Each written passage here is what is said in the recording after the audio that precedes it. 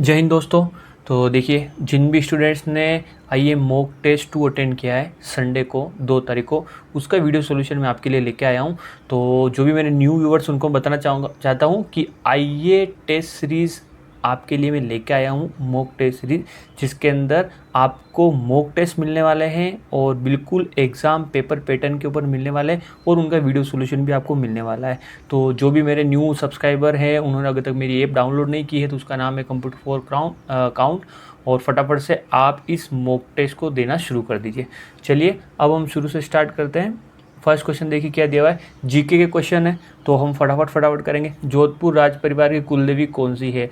बाण माता, नागनेची माता, अन्नपूर्णा देवी और करणी माता। तो इसका आंसर क्या है आपका? नागनेची माता।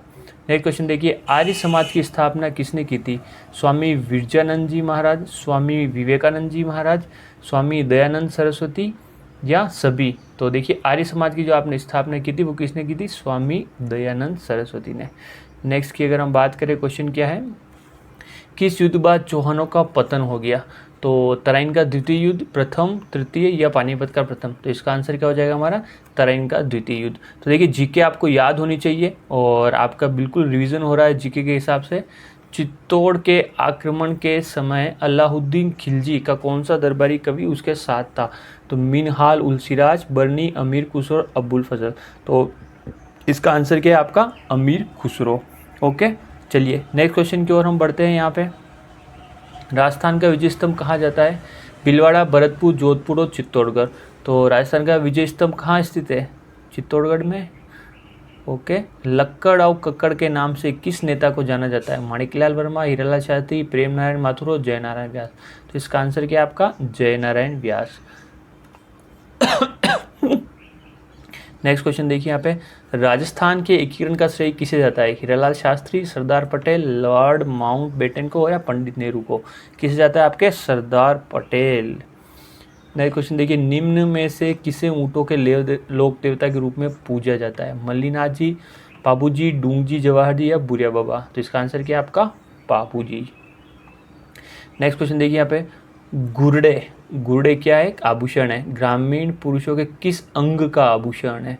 तो नाक, कलाई, कान और हाथ। तो गुरडे कहाँ पहनते हैं? इसको कान में पूछते हैं। तो आपको कला और संस्कृति अच्छे से आना चाहिए इसके लिए, है ना।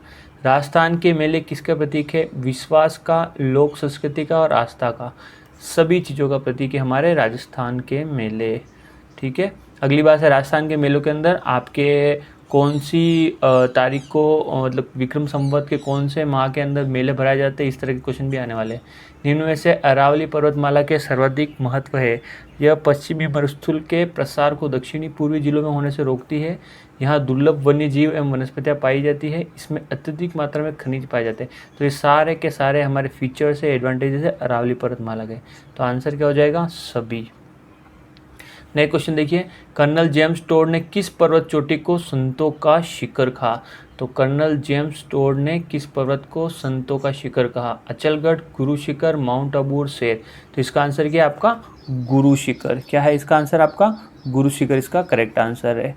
ओके, चलिए नेक्स्ट क्वेश्चन की ओर हम चलते हैं। यहाँ पे नेक्स्ट क्वेश्चन क्या है देखिए, निम्न में से कौन सा जिला अंतर्राज्यीय सीमा पे नहीं है? तो कौन सा जिला है ऐसा जो आपका अंतर्राज्यीय सीमा पे नहीं है? दौसा, जयपुर, भीलवाड़ा या करौली? तो इसका आंसर क्या हो जाएगा आपका? दौसा जिला। नेक्स्ट देखिए आप, निम्न में से कौन सी नदी अरब सागर में गिरती है? बामनी, पश्चिम बनास, बाणगंगा और बनास। तो क्या है? पश्चिम बनास। राज्य की कौन सी मिट्टी में सर्वाधिक नाइट्रोजन की मात्रा पाई जाती है? काली मिट्टी, लाल मिली मिट्टी, कोप मिट्टी और बलुई मिट्टी। क्या हो जाएगा आपका? काली मिट्टी। ठीक है, यहाँ क्वेश्चन देखिए 16। ये क्वेश्चन दिया हुआ था, एक्चुअली बाय मिस्टेक ये क्वेश्चन थोड़ा गलत फ्रेम हो गया है। गलत मतलब यहाँ पे मिसप्रिंट की वजह से गड़बड़ हो गई है। एक्चुअली इसके अंदर गलती बताइए, ये वाला क्वेश्चन है ना आपका डिलीट होगा, है ना। क्यों डिलीट होगा? क्योंकि बेस क्या दे रखा है? 8, और बेस 8 है, इसका मतलब इसके अंदर की जो वैल्यू होगी जो भी, वो हम लेंगे 0, 1, 2, 3, 4, 5, 6 और 7 तक। ठीक है, पर यहाँ पे अगर आप देखोगे तो यहाँ पे 9 आ चुका है, इसका मतलब ये क्वेश्चन ही गलत फ्रेम हो चुका है। ठीक है, क्या दिया हुआ है यहाँ पे? बेस 16 का दिया हुआ है और ये बिल्कुल सही क्वेश्चन फ्रेम है। तो इसको हम सोल्व कर लेते हैं। D39A, और ये क्या है? A और बी। तो यहाँ वैल्यू लिख लेते हैं, ए मतलब 10, बी मतलब 11, सी मतलब 12, डी मतलब 13 और ई मतलब 14 और एफ मतलब क्या हो गया 15। तो देखिए ए में से बी गया तो कितना बचेगा, ए क्या है यहाँ पे 10 और यहाँ पे क्या 11। तो हमें क्या करना पड़ेगा, कैरी लेनी पड़ेगी। तो यहाँ से मैं कैरी लूँगा तो ये क्या हो जाएगा, एक गया तो क्या हो गया 8 और यहाँ पे क्या ट्रांसफ़र होगा प्लस का 16, क्योंकि बेस क्या है इसका 16, 16 प्लस 10 तो यहाँ पे क्या हो जाएगा आपका 26। 26 में से b की वैल्यू क्या है 11, 26 में से b गया तो कितना बचा आपके पास 16 और एक 15, 15 को किससे रिप्रेजेंट करेंगे f से, तो ये क्या हो गया आपके पास f। ठीक है, फिर देखिए यहाँ पे 8 में से 1 घटाना नहीं घटेगा तो फिर से वही चीज़ होगी, यहाँ पे 2 और यहाँ पे क्या ट्रांसफ़र होगा प्लस 16। ठीक है, तो 8 और 16 कितना हो जाएगा 24, तो ये क्या हो जाएगा आपके पास 24। 24 में से यहाँ पे आपके पास ए 10 गए तो कितना बचा 14, 14 को हम किसे लिखेंगे ई से लिखेंगे। ठीक है, नेक्स्ट क्या करना हमें, 2 में से ए माइनस करना नहीं हो सकता तो ये क्या हो जाएगा, एक कम क्या कहते हैं सी, ट्रांसफ़र क्या होगा प्लस का 16, 16 और 2 क्या हो गया यहाँ पे 18, 18 में से 10 गए तो कितना बचा हमारे पास 8 और यहाँ पे क्या बचा सी, सी में से ए गया तो कितना बचेगा, सी की वैल्यू क्या है 12, ए की वैल्यू क्या 10, सी में से ए गया तो कितना बचा 2। तो इस क्वेश्चन का हमारा आंसर क्या आ गया यहाँ पे सी, इसका करेक्ट आंसर आ जाएगा 2EF। ओके, चलिए नेक्स्ट क्वेश्चन क्या दिया हुआ है यहाँ पे, नेक्स्ट क्वेश्चन देखिए, find the value of x, x की वैल्यू निकालनी। देखिए बहुत ही सिंपल क्वेश्चन है, अभी जस्ट मैंने बताया था आपको। यहाँ पे हमेशा ध्यान रखना है अंदर वाली जो वैल्यू होगी हमेशा एक बेस से कम होगी, मतलब ये 8 है तो 8 से हमेशा कम होगी, ये हमेशा ध्यान रखना। ठीक है, तो यहाँ इस x की वैल्यू क्या हो सकती है 0 से लेके 7 तक। तो देखिए 0 से लेके 7 तक जो भी वैल्यू होगी उसके आंसर होगा, तो ये तो हो नहीं सकता, ये भी नहीं हो सकता, ये भी नहीं हो सकता, आंसर क्या हो जाएगा 7। ठीक है, इसी प्रकार अगर आपको दिया हुआ है x 4 और यहाँ पे दिया हुआ है आपको मान लीजिए 4 दिया हुआ है, तो 4 तो हो ही नहीं सकता क्योंकि यहाँ पे 4 ऑलरेडी है, तो मान लीजिए 3 दिया हुआ है। तो इस x की वैल्यू क्या क्या हो सकती है आपकी 0 से लेके 3 तक कोई भी वैल्यू हो सकती है। ठीक है, चलिए नेक्स्ट क्वेश्चन देखिए यहाँ पे क्या दिया हुआ है, what is the range of 5 bit two's complement number. आपको क्या दे बिट कितने दिए हुए 5 बिट दिए हुए और टूज कॉम्प्लीमेंट नंबर निकालना है। तो आपको ध्यान रखना है जब भी आपको टूज कॉम्प्लीमेंट के बारे में पूछे तो आपको रेंज का ध्यान रखना है। इसकी रेंज रहती है -2 की पावर n-1 2 प्लस 2 की पावर n-1 -1। ओके, तो यहाँ पे n की वैल्यू रख दीजिए, n की वैल्यू क्या है 5, तो ये क्या हो जाएगा -2 की पावर 4 2 प्लस 2 की पावर 4 -1, तो ये क्या हो जाएगा माइनस का 16 से प्लस का 15। आंसर क्या आ गया, ये करेक्ट आंसर आ गया। यहीं पे अगर आपको वंस कॉम्प्लीमेंट के बारे में पूछा जाए तो ध्यान रखना रेंज क्या होगी -2 की पावर n-1 2 प्लस 2 की पावर n-1 ध्यान रखना। उस केस के अंदर आपका आंसर क्या आ जाएगा यहाँ पे -15 2 प्लस 15। वेरी इंपॉर्टेंट है, इस चीज़ का आपको ध्यान रखना है।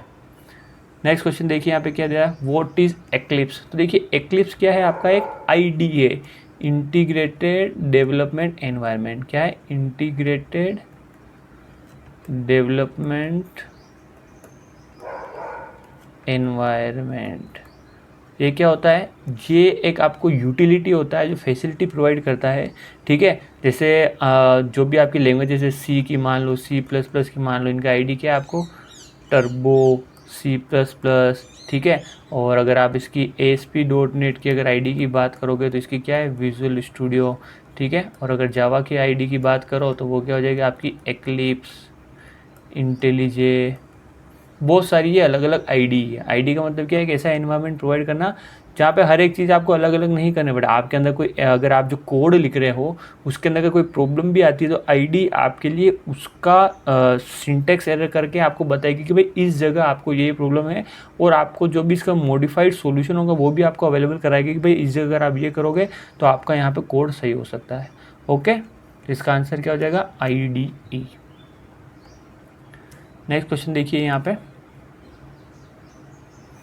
विच of the following is intelligent personal assistant by Google, Microsoft, Apple. तो यहाँ अगर आप देखोगे तो आपको क्या हो जाए, पीडीए के बारे में पूछा है, पर्सनल असिस्टेंट, तो ये आंसर आपको मेरे ख्याल सभी ने सही किया है। गूगल नाउ, कोर्टोना और सिरी, ये इसका करेक्ट आंसर है। ठीक है, नेक्स्ट चलते हैं हम यहाँ पे। इन MS word gutter is related with, तो गटर किससे रिलेटेड है, ओरिएंटेशन नहीं, पेज साइज नहीं, इक्वेंशियल नहीं, ये क्या आपके मार्जिन बताता है। जब भी आप बाइंडिंग के लिए जाओगे ना लेफ्ट साइड में, तो ये आपको क्या गटर रखा जाता है, मार्जिन रखा जाता है। नेक्स्ट देखिए यहाँ पे, decorative text in MS word is called, MS word के अंदर जो डेकोरेटिव टेक्स्ट होता है ना, अलग अलग डिज़ाइन के अंदर आता है इस तरीके से, इसको हम क्या बोलते हैं, book mark, word art, smart art, clip art, क्या बोलते हैं हम, वर्ड आर्ट बोलते हैं। ठीक है, ये मैंने ए बनाने की कोशिश की थी इस तरीके से।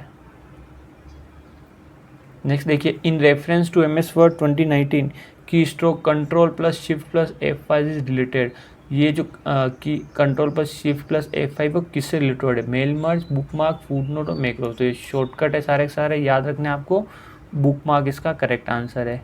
नेक्स्ट देखिए, in reference to MS Word 2019 think on the following statement, by pressing control plus N you can create a new document, बिल्कुल सही है।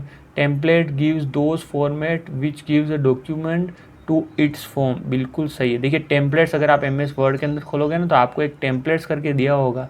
जैसे आजकल आप स्टार्टिंग के अंदर जाओगे ना, तो जैसे आपको नया जैसे पेज सेटअप करना है, मतलब ओपनिंग पेज है, कवर पेज है, तो सारे के सारे इस तरह से आप देखोगे ना, तो आपको यहाँ पे अलग अलग अलग अलग वर्ड की टेम्पलेट की डिज़ाइन मिलेगी।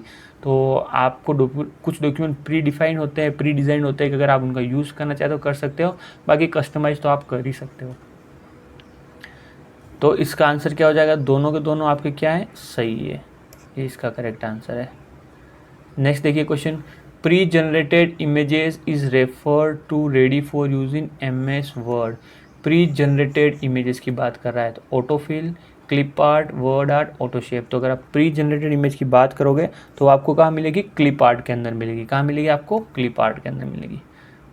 ठीक है, नेक्स्ट क्वेश्चन देखिए, name of the first and last column in Microsoft word, तो आपको बिल्कुल सिंपल क्वेश्चन पूछा है, फर्स्ट कॉलम का नेम क्या है और लास्ट कॉलम का आपका नेम क्या है।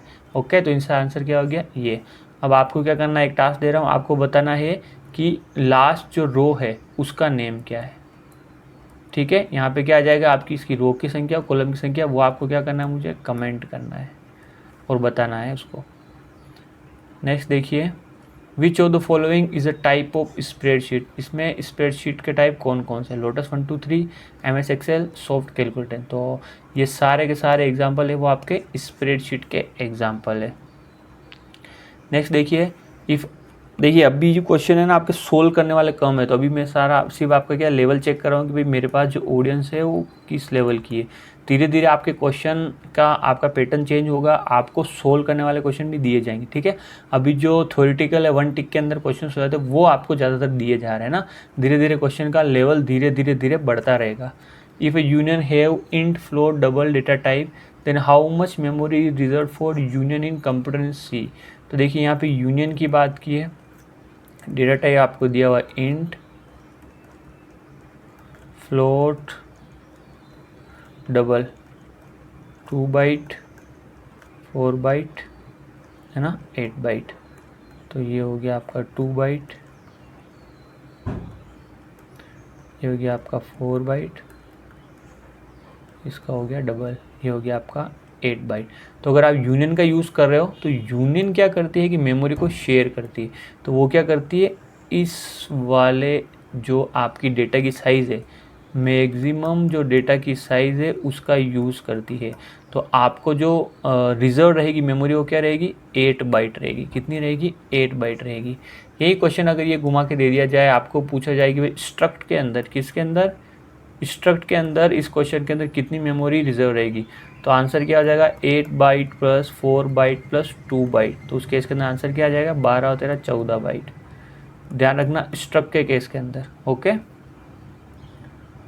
नेक्स्ट क्वेश्चन देखिए यहाँ पे, the ability to have different forms in oops concept, अलग अलग फॉर्म रखना, इनहेरिटेंस, पॉलीमॉर्फिज्म, मेंबर फंक्शन और एनकैप्सुलेशन, तो इसका आंसर क्या है, पॉलीमॉर्फिज्म। पॉलीमॉर्फिज्म का मतलब क्या है एक से ज़्यादा फॉर्म रखना, ये जब ऊप्स वाला कंसेप्ट अगर आपने पढ़ा हो तो ये आपने बहुत ही अच्छे से पढ़ा होगा कि भाई किसी भी चीज़ के हम एक से ज़्यादा उसको रूप दे सकते हैं, ठीक है। नेक्स्ट क्वेश्चन देखिए यहाँ पे, which of the following shortcut is use to select sentence in a paragraph in MS word. MS word के अंदर अगर यहाँ पे कुछ पैराग्राफ लिखा हुआ है, यहाँ पे कुछ पैराग्राफ लिखा हुआ है, यहाँ पे कुछ पैराग्राफ लिखा हुआ है और आपको क्या करना है, उसको सिलेक्ट करना है, तो आप क्या करोगे, alt click on a sentence to select, single click, control plus click on a sentence to select. आप कंट्रोल प्रेस करके रखोगे और किसी भी सेंटेंस पे क्लिक करोगे तो पूरा पूरा पैराग्राफ आपका क्या हो जाएगा, सेलेक्ट हो जाएगा। नेक्स्ट क्वेश्चन देखिए, which of the following function in MS Excel 2019 counts the number of cells in a range data not empty. Very important है, जो सेल एम्प्टी नहीं है उनको काउंट नहीं करेगा। तो देखिए ये आपको मैं बता देता हूँ, जैसे यहाँ पे A है, इसको ब्लैंक है, यहाँ पे B है, यहाँ पे C है, तो कितने सेल है, 1 2 3 4 5 6 7, ठीक है। और अगर यहाँ पे आप लगाते हो, इस जगह पे आप लगाते हो काउंट फंक्शन लगाते हो, काउंट, और जो भी इसकी रेंज है 1 से लेके Y तक, तो हमारा रिटर्न क्या करेगा, ये 3 रिटर्न करेगा। ये क्या करेगा, जो एम्प्टी स्पेस है उसको काउंट नहीं करेगा। कौन सा फंक्शन, काउंट ए फंक्शन। कौन सा, काउंट ए। नेक्स्ट देखिए क्वेश्चन यहाँ पे क्या दिया हुआ है,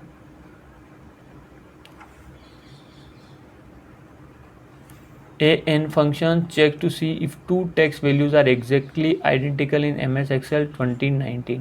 अगर आपको दो जो आपकी वैल्यू दी हुई है एग्जैक्टली है या नहीं, तो आप क्या करोगे, एग्जैक्ट फंक्शन का यूज़ करोगे। जैसे exact hello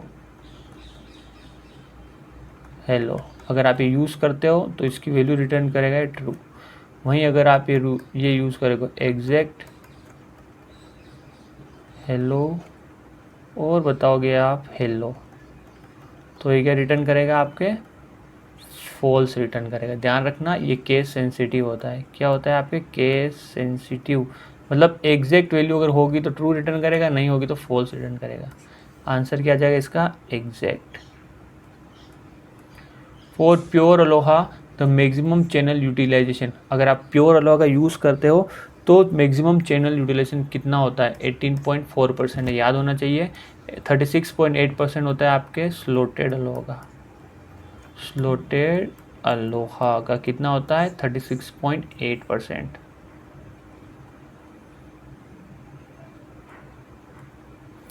The document standards for EDI first developed by large business house during 1970s and are now under the control of following standard organization। जो EDI जो डॉक्यूमेंट है, स्टैंडर्ड है, वो अभी कौन सी ऑर्गेनाइजेशन है वो डील करती है, ISO, ANSI, ITU, T। तो इसका आंसर क्या हो जाएगा, ANSI इसका करेक्ट आंसर होने वाला है, ठीक है। 35 का करेक्ट आंसर क्या है आपके, ANSI इसका करेक्ट आंसर है। और ANSI की अगर मैं फुल फॉर्म बोलूँ तो ANSI की फुल फॉर्म क्या है, आप सभी जने कमेंट कीजिए मुझे। ANSI की क्या फुल फॉर्म है, American national standard institute. Full form याद होनी चाहिए आपको, एग्जाम में 1 या 2 फुल फॉर्म देखने को जरूर मिलेगी। अमेरिकन नेशनल स्टैंडर्ड इंस्टीट्यूट है ना, क्या आ जाएगा आपके पास, इंस्टीट्यूट। ISO की फुल फॉर्म क्या है, इंटरनेशनल स्टैंडर्ड ऑर्गेनाइजेशन, ठीक है। IEEE क्या है, institute of electrical and electronics engineers. तो ये सारी की सारी फुल फॉर्म आपको क्या होनी चाहिए, याद होनी चाहिए। नेक्स्ट क्वेश्चन देखिए, the maximum size of the data that the application layer can pass on to the TCP layer below. अब ये बोल रहा है कि भाई मैक्सिमम साइज़ क्या होगी डेटा की जो आपके एप्लीकेशन लेयर TCP लेयर को पास कर सकता है। तो सबसे पहले आपको लेयर्स याद होनी चाहिए। देखिए यहाँ पे physical layer, data link layer, network layer, transport layer और एप्लीकेशन लेयर। ठीक है, ये मैं टीसीपी आईपी की लेयर लेके चल रहा हूँ। अब ये बोल रहा है कि भाई जो एप्लीकेशन लेयर है वो ट्रांसपोर्ट लेयर को कितना पास कर सकता है, 2 की पावर 16 बाइट, एनी साइज 2 की power 16 bytes plus TCP header, या इनमें से कोई भी नहीं। तो देखिए एक मैं बात बता दूँ, आप यहाँ पे क्या हो, यूज़र, और यूज़र सबसे क्लोज किसके वर्क करता है, आपके एप्लीकेशन लेयर।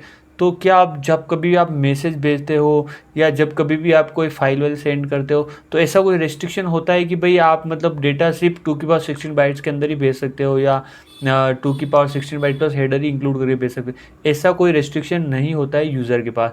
तो यूज़र तो कितनी भी एमबी की मूवी भेज सकता है, डाउनलोड कर सकता है। ओके, ठीक है ना।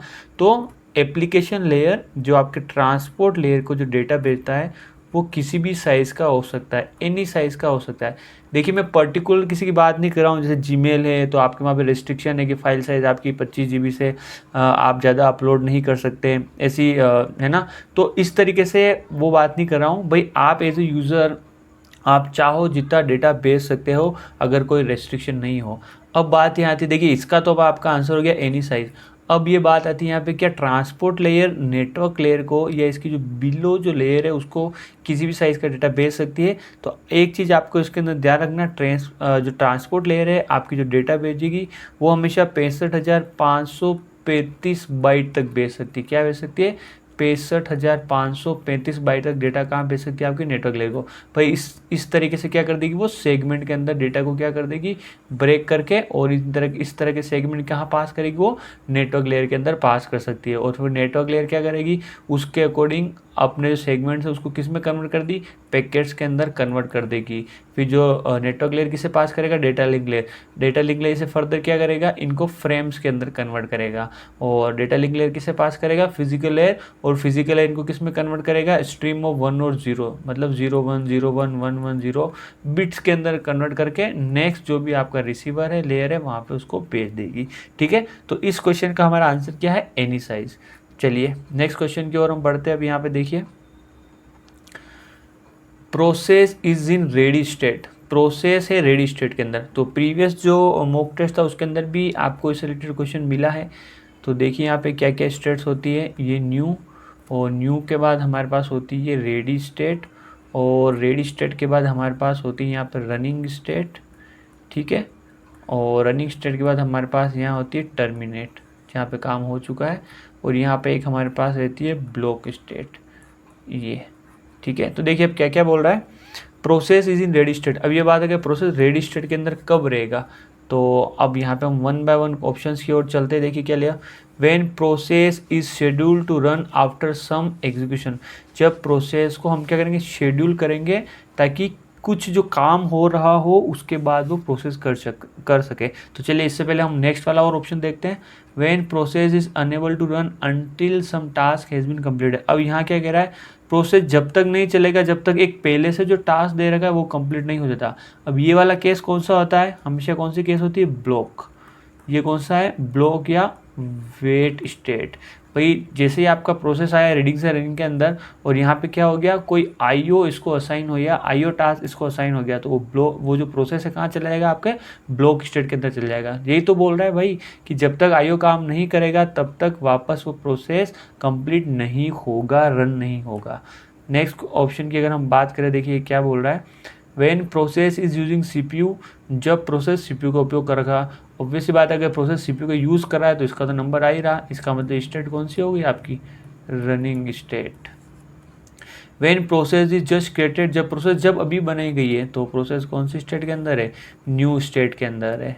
ठीक है, तो हमारा अब एक ही ऑप्शन बचा है, when process is schedule to run after some time. जब प्रोसेस कुछ निष्पादन के बाद चलने के लिए निर्धारित है, इसका मतलब अभी जो आपका प्रोसेस कहाँ पे है, रेडी स्टेट के अंदर। अभी आप कहाँ खड़े हो, यहाँ खड़े हो, और यहाँ से आप देख रहे हो कि भाई ये पहले से प्रोसेस चल रहा है, उसका नंबर आ जाए, उसके बाद मेरा नंबर आने वाला है। और यही ऑप्शन के अंदर पूछा गया है कि प्रोसेस आपकी तैयार अवस्था में है, मतलब वो कहाँ है, रेडी के अंदर। तो आपका ऑप्शन कौन सा सही है, फर्स्ट वाला इसका करेक्ट आंसर है। नेक्स्ट ऑप्शन देखिए यहाँ पे, which of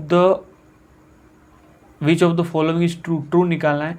a voice mail is an electronically recorded voice message that a caller leaves for the intended receiver to recover later. ये क्या बोल रहा है कि वॉइस मेल में एक इलेक्ट्रॉनिक रूप से रिकॉर्ड किया गया ध्वनि संदेश है जिसे कॉल करने वाला बाद में पुनः प्राप्ति करने के इच्छा से रिसीवर के पास छोड़ देता है।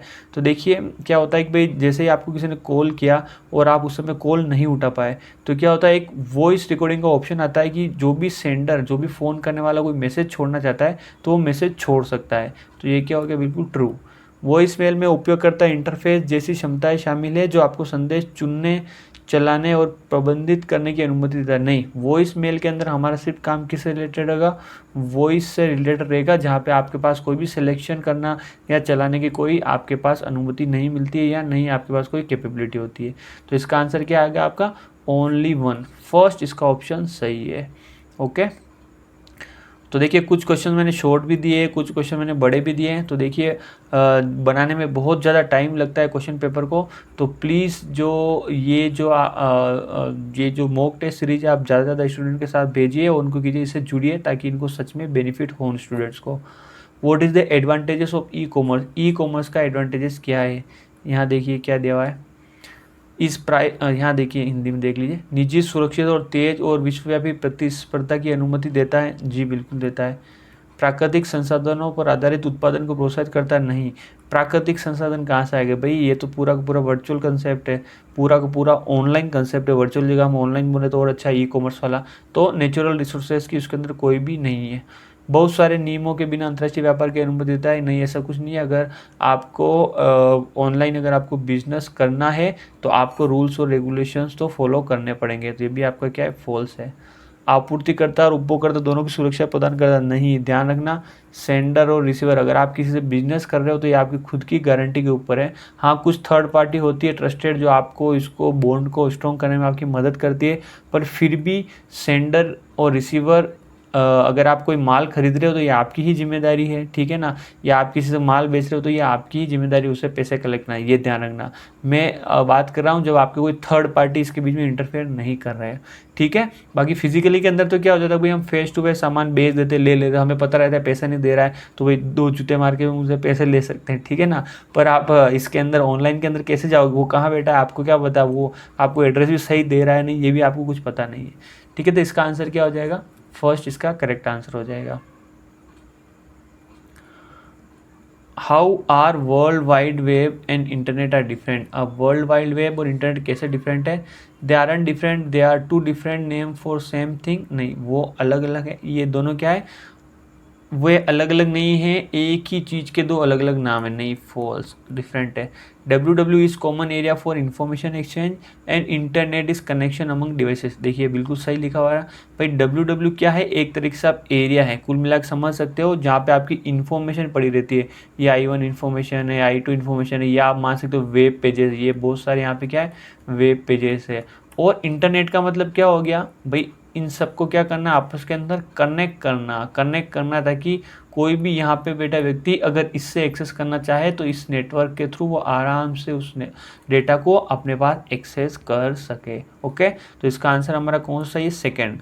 नेक्स्ट ऑप्शन देख लेते हैं। The internet is primarily use by business and W can be use by home users. नहीं, दोनों ही डब्ल्यू भी आप कोई भी बिजनेस व्यक्ति भी यूज़ कर सकता है, ऐसा कुछ भी नहीं है, और इंटरनेट होम यूज़र भी यूज़ कर सकता है। तो कोई स्पेसिफाई नहीं है कि भाई डब्ल्यू होम यूज़र ही यूज़ करेगा और इंटरनेट बिजनेस वाले यूज़ करेंगे। अभी देखिए ना, आप यूज़ कर रहे हो ना, आप सभी होम यूज़र ही तो हो, घर बैठे बैठे सुन रहे हो ना सारी चीज़ें। W is faster than more internet, तो ऐसा कुछ भी नहीं है, ठीक है। ये वाला ऑप्शन भी आपका गलत है। तो इसका करेक्ट आंसर क्या हो गया आपका, बी इसका करेक्ट आंसर हो चुका है। चलिए नेक्स्ट क्वेश्चन देखते हैं यहाँ पे। What is the full form DVD, तो डिजिटल वर्सेटाइल डिस्क। ओके, ये डायरेक्ट याद रखने जैसी चीज़ें, इनमें समझाने से कुछ भी नहीं है। अब देखिए क्या ऑप्शन है नेक्स्ट, आप मैच द फॉलोइंग 42 वाला ऑप्शन अगर आप देखिए यहाँ पे तो आपको क्या नज़र आ रहा है, डब्ल्यू पर देखे जाने वाले दस्तावेज बनाने के लिए उपयोग की जाने वाली एक लेखकीय भाषा। तो यहाँ पे देखिए सीधी बात है, लैंग्वेज की बात की है तो ब्राउज़र लैंग्वेज है नहीं, HTTP लैंग्वेज है नहीं, इंटरनेट लैंग्वेज है नहीं, लैंग्वेज क्या है आपका HTML। तो सीधा सीधा ए का आंसर आप क्या लगा सकते हो, 3 लगा सकते हो। क्या लगा सकते हो, 3 इसका आंसर लगा सकते हो। कंप्यूटर जो इंटरनेट पर सूचना और सेवा प्रदान करने के लिए अनुरोध का जवाब देता है, जो आप रिक्वेस्ट करते हो उसका रिप्लाई देता है, कौन देता है, इंटरनेट देता है। फोर्थ, ठीक है। फिर देखिए नेक्स्ट यहाँ पे परिभाषित करता है कि संदेश इंटरनेट पर कैसे प्रसारित और स्वरूप की जाए, कैसे करे और किस फॉर्म में करे। इसका मतलब कहीं ना कहीं रूल्स और रेगुलेशन की बात कर रहा है, और रूल्स और रेगुलेशन का मतलब क्या हो गया आपका HTTP, hyper text transfer protocol, ठीक है।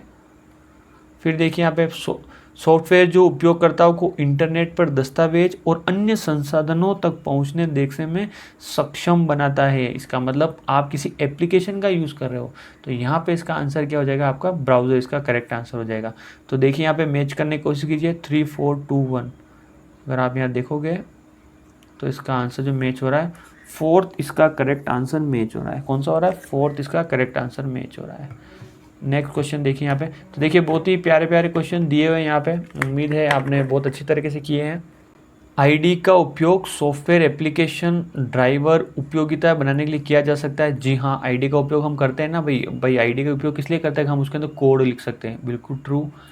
आईडी में सिंटेक्स को सही करने, मेमोरी लीक के बारे में चेतावनी देने, गुणवत्ता कोड लिखने में सहायता करने आदि की क्षमता, बिल्कुल सही। आईडी क्या करता है आपको, जो सिंटेक्स एरर को आपको बताता है, कहीं अगर आप मेमोरी ओवरफ्लो हो रही तो उसके बारे में चेतावनी देता है, ठीक है। और गुणवत्ता कोड आपको सजेशन भी देता रहता है कि भाई इस तरीके से आप ये भी यूज़ कर सकते हैं, ये भी यूज़ नहीं कर, यही तो काम है भाई आईडी का। तो यहाँ पे दोनों ऑप्शन आपके क्या है, यहाँ पे करेक्ट है। क्या है आपके? करेक्ट है। अगर यहाँ पे देखिए इस क्वेश्चन के अंदर कहीं पे शायद ऑप्शन अगर मिसमैच हो गया हो तो सबको इक्वली मार्क्स डिवाइड हो जाएंगे। ओके, मुझे लग रहा है इस 43 के अंदर शायद ऑप्शन मिस्टेक हो सकती है। नेक्स्ट देखिए 44, अदालत जिस प्रकार संबंधित है न्याय से उसी प्रकार विद्यालय निम्न में से किससे संबंधित है। तो देखिए अदालत में क्या मिलता है आपको? न्याय मिलता है। उसी प्रकार विद्यालय में आपको क्या मिलेगी? शिक्षा मिलेगी। तो वेरी सिंपल। नेक्स्ट देखिए यहाँ पे नॉन वर्बल रीजनिंग के क्वेश्चन है, ये आकृति है और ये उत्तर आकृतियाँ है। तो यहाँ से देखिए ये क्वेश्चन है, ये राइट देख रहा है तो लेफ्ट देख रहा है, तो डाउन देख रहा है तो कहाँ देखेगा? अप देखेगा, ऊपर वाली साइड।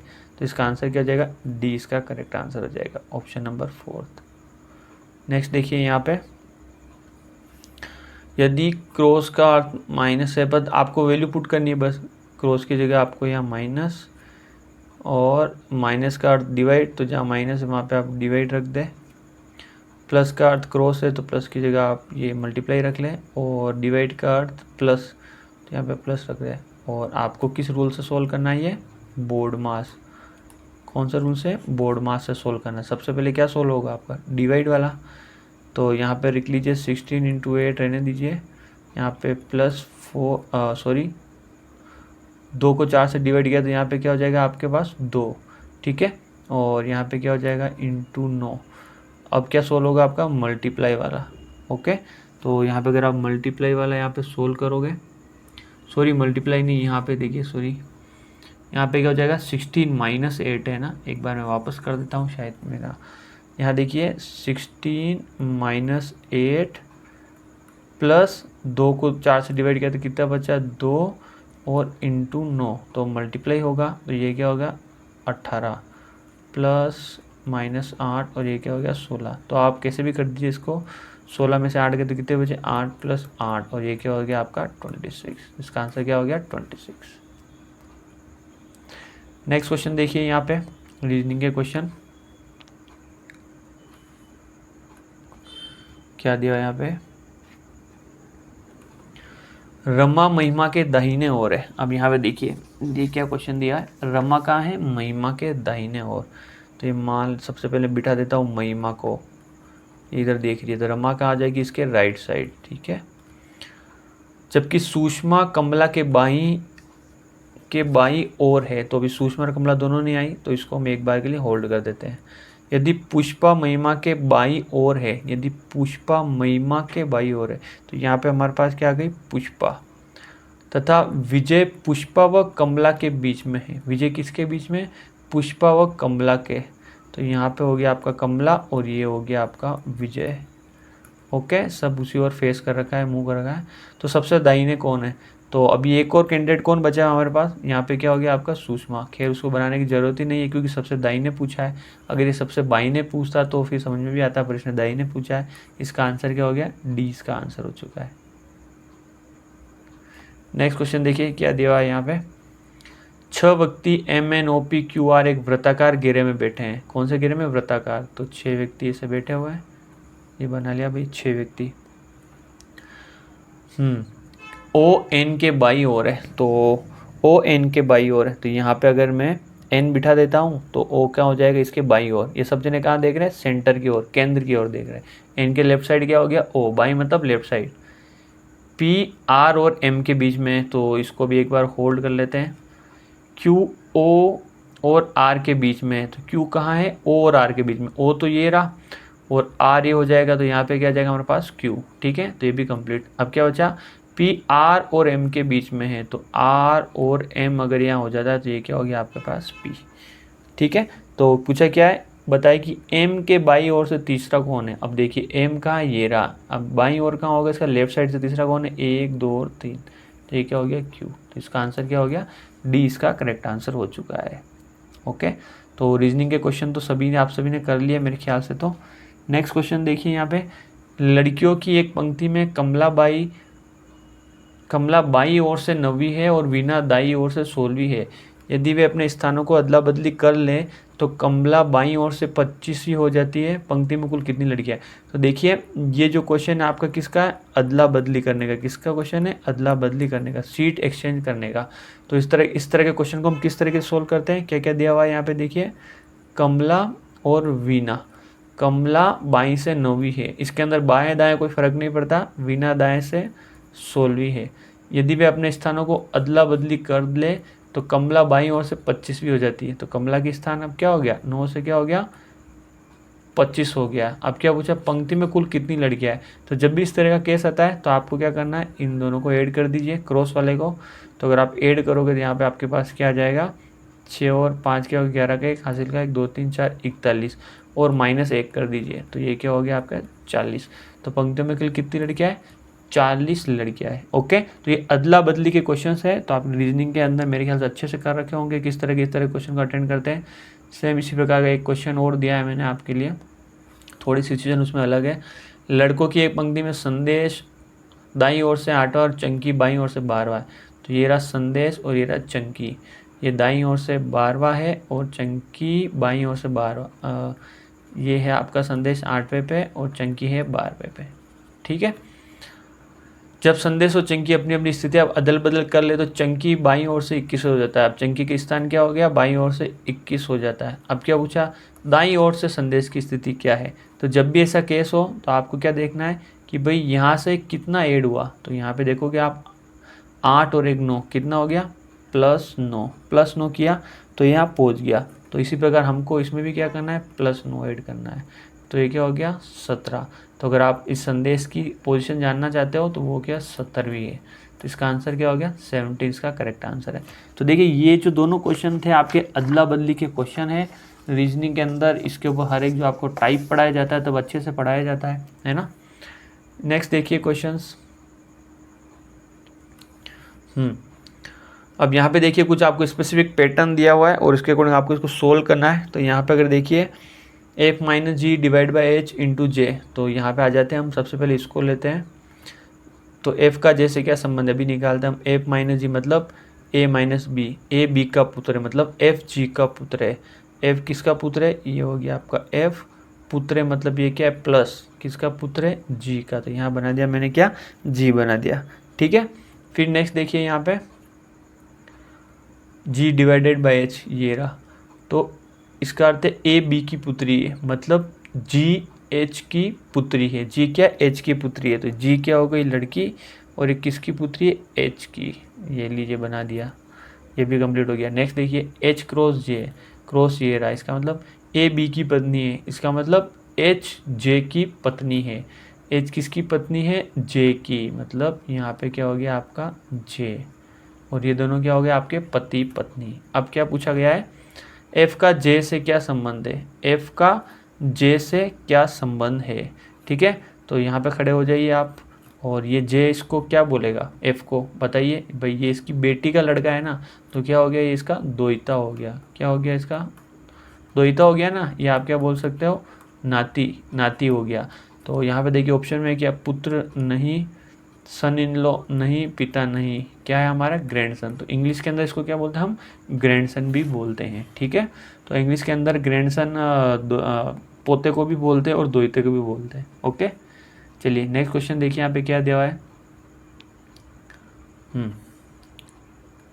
नेक्स्ट क्वेश्चन दिया, निम्न में से किसका अर्थ डी ए का पिता है। तो देखिए इस तरह के क्वेश्चन जब भी आए तो आपको थोड़ा ट्रिक और समझदारी का इस्तेमाल करना है ना।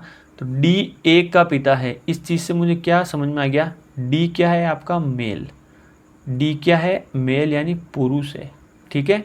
डी ए का पिता है यानी इस तरीके से बन रही है कॉन्फ़िगरेशन। तो डी क्या आपके पुरुष है, तो हम सबसे पहले क्या कर रहे हैं, जहाँ जहाँ भी डी है उसको चेक कर लेते हैं कहीं इसका जो ये जेंडर है वो स्पेसिफाई हो रहा है या नहीं। तो इनको हम एक बार चेक कर लेते हैं। तो यहाँ अगर आप देखोगे सी प्लस डी, तो प्लस का आ रहा है यहाँ ए बी का भाई है, ठीक है। इसका मतलब सी किसका भाई है, डी का भाई है। तो सी क्या हो गया आपका मेल, पर यहाँ पे डी के बारे में कुछ क्लियर नहीं हो रहा है कि ये मेल है या फीमेल है, इससे कुछ क्लियर नहीं हो रहा है। इसका मतलब ये ऑप्शन हमारा क्या हो गया, गलत हो गया। फिर नेक्स्ट आ जाए यहाँ पे डी डिवाइडेड बाय सी। तो यहाँ देखिए ए बी की पुत्री है, इसका मतलब डी सी की पुत्री है। यहाँ पे डी क्या निकल के आ गया, पुत्री निकल के आ गया। इसका मतलब ये ऑप्शन भी क्या हो गया हमारा, गलत हो गया। अब हमें क्या चेक करना है, यहाँ देखिए हमने क्या दिमाग लगाया, पूरा चेक करने की हमें ज़रूरत नहीं पड़ी। अब हमें सी और डी में से ऑप्शन चेक करना है, तो वही हम चीज़ चेक करते हैं वापस। सी क्रॉस डी का मतलब क्या है, यहाँ पे ए बी की पत्नी है, यहाँ पे क्या है सी क्या है, डी की पत्नी है। तो यहाँ पे देखिए इसको हम एक बार चेक कर लेते हैं, इस पूरे को, इस सी वाले को कंप्लीट को। तो यहाँ पे ए प्लस बी, यहाँ पे देखिए ए प्लस बी, ए बी का भाई है, मतलब ए बी का भाई है। ए किसका भाई है, यहाँ पे अगर आप देखोगे तो बी का भाई है, ये भाई है किसका, बी का, ओके। बी डिवाइडेड बाय सी, मतलब बी सी की पुत्री है, बी क्या है, पुत्री है, किसकी पुत्री है, सी की पुत्री है, ठीक है। नेक्स्ट देखिए सी क्रॉस डी। अब हम अगर ध्यान देंगे तो सी क्रॉस डी का मतलब क्या है, सी क्या है, डी की पत्नी है। सी यहाँ क्या हो रहा है, डी की पत्नी है। तो ये हो गया और ये हो गया आपका डी। तो भाई सीधी सी बात है, अगर ये पत्नी है तो ये तो पता चल गया कि डी क्या है आपका मेल है, ओके। और हमें क्या पूछा था, डी ए का पिता है। तो यहाँ देखिए डी ये है और ए का पिता है, क्या डी ए का पिता हो रहा है, हाँ हो रहा है। तो हमारा ऑप्शन सी ही निकल के आ गया सही। अगर ये नहीं बचता तो फिर हम नेक्स्ट यहाँ पे भी चेक करना पड़ता है हमें, ओके। चलिए नेक्स्ट क्वेश्चन की ओर हम बढ़ते हैं। यहाँ पे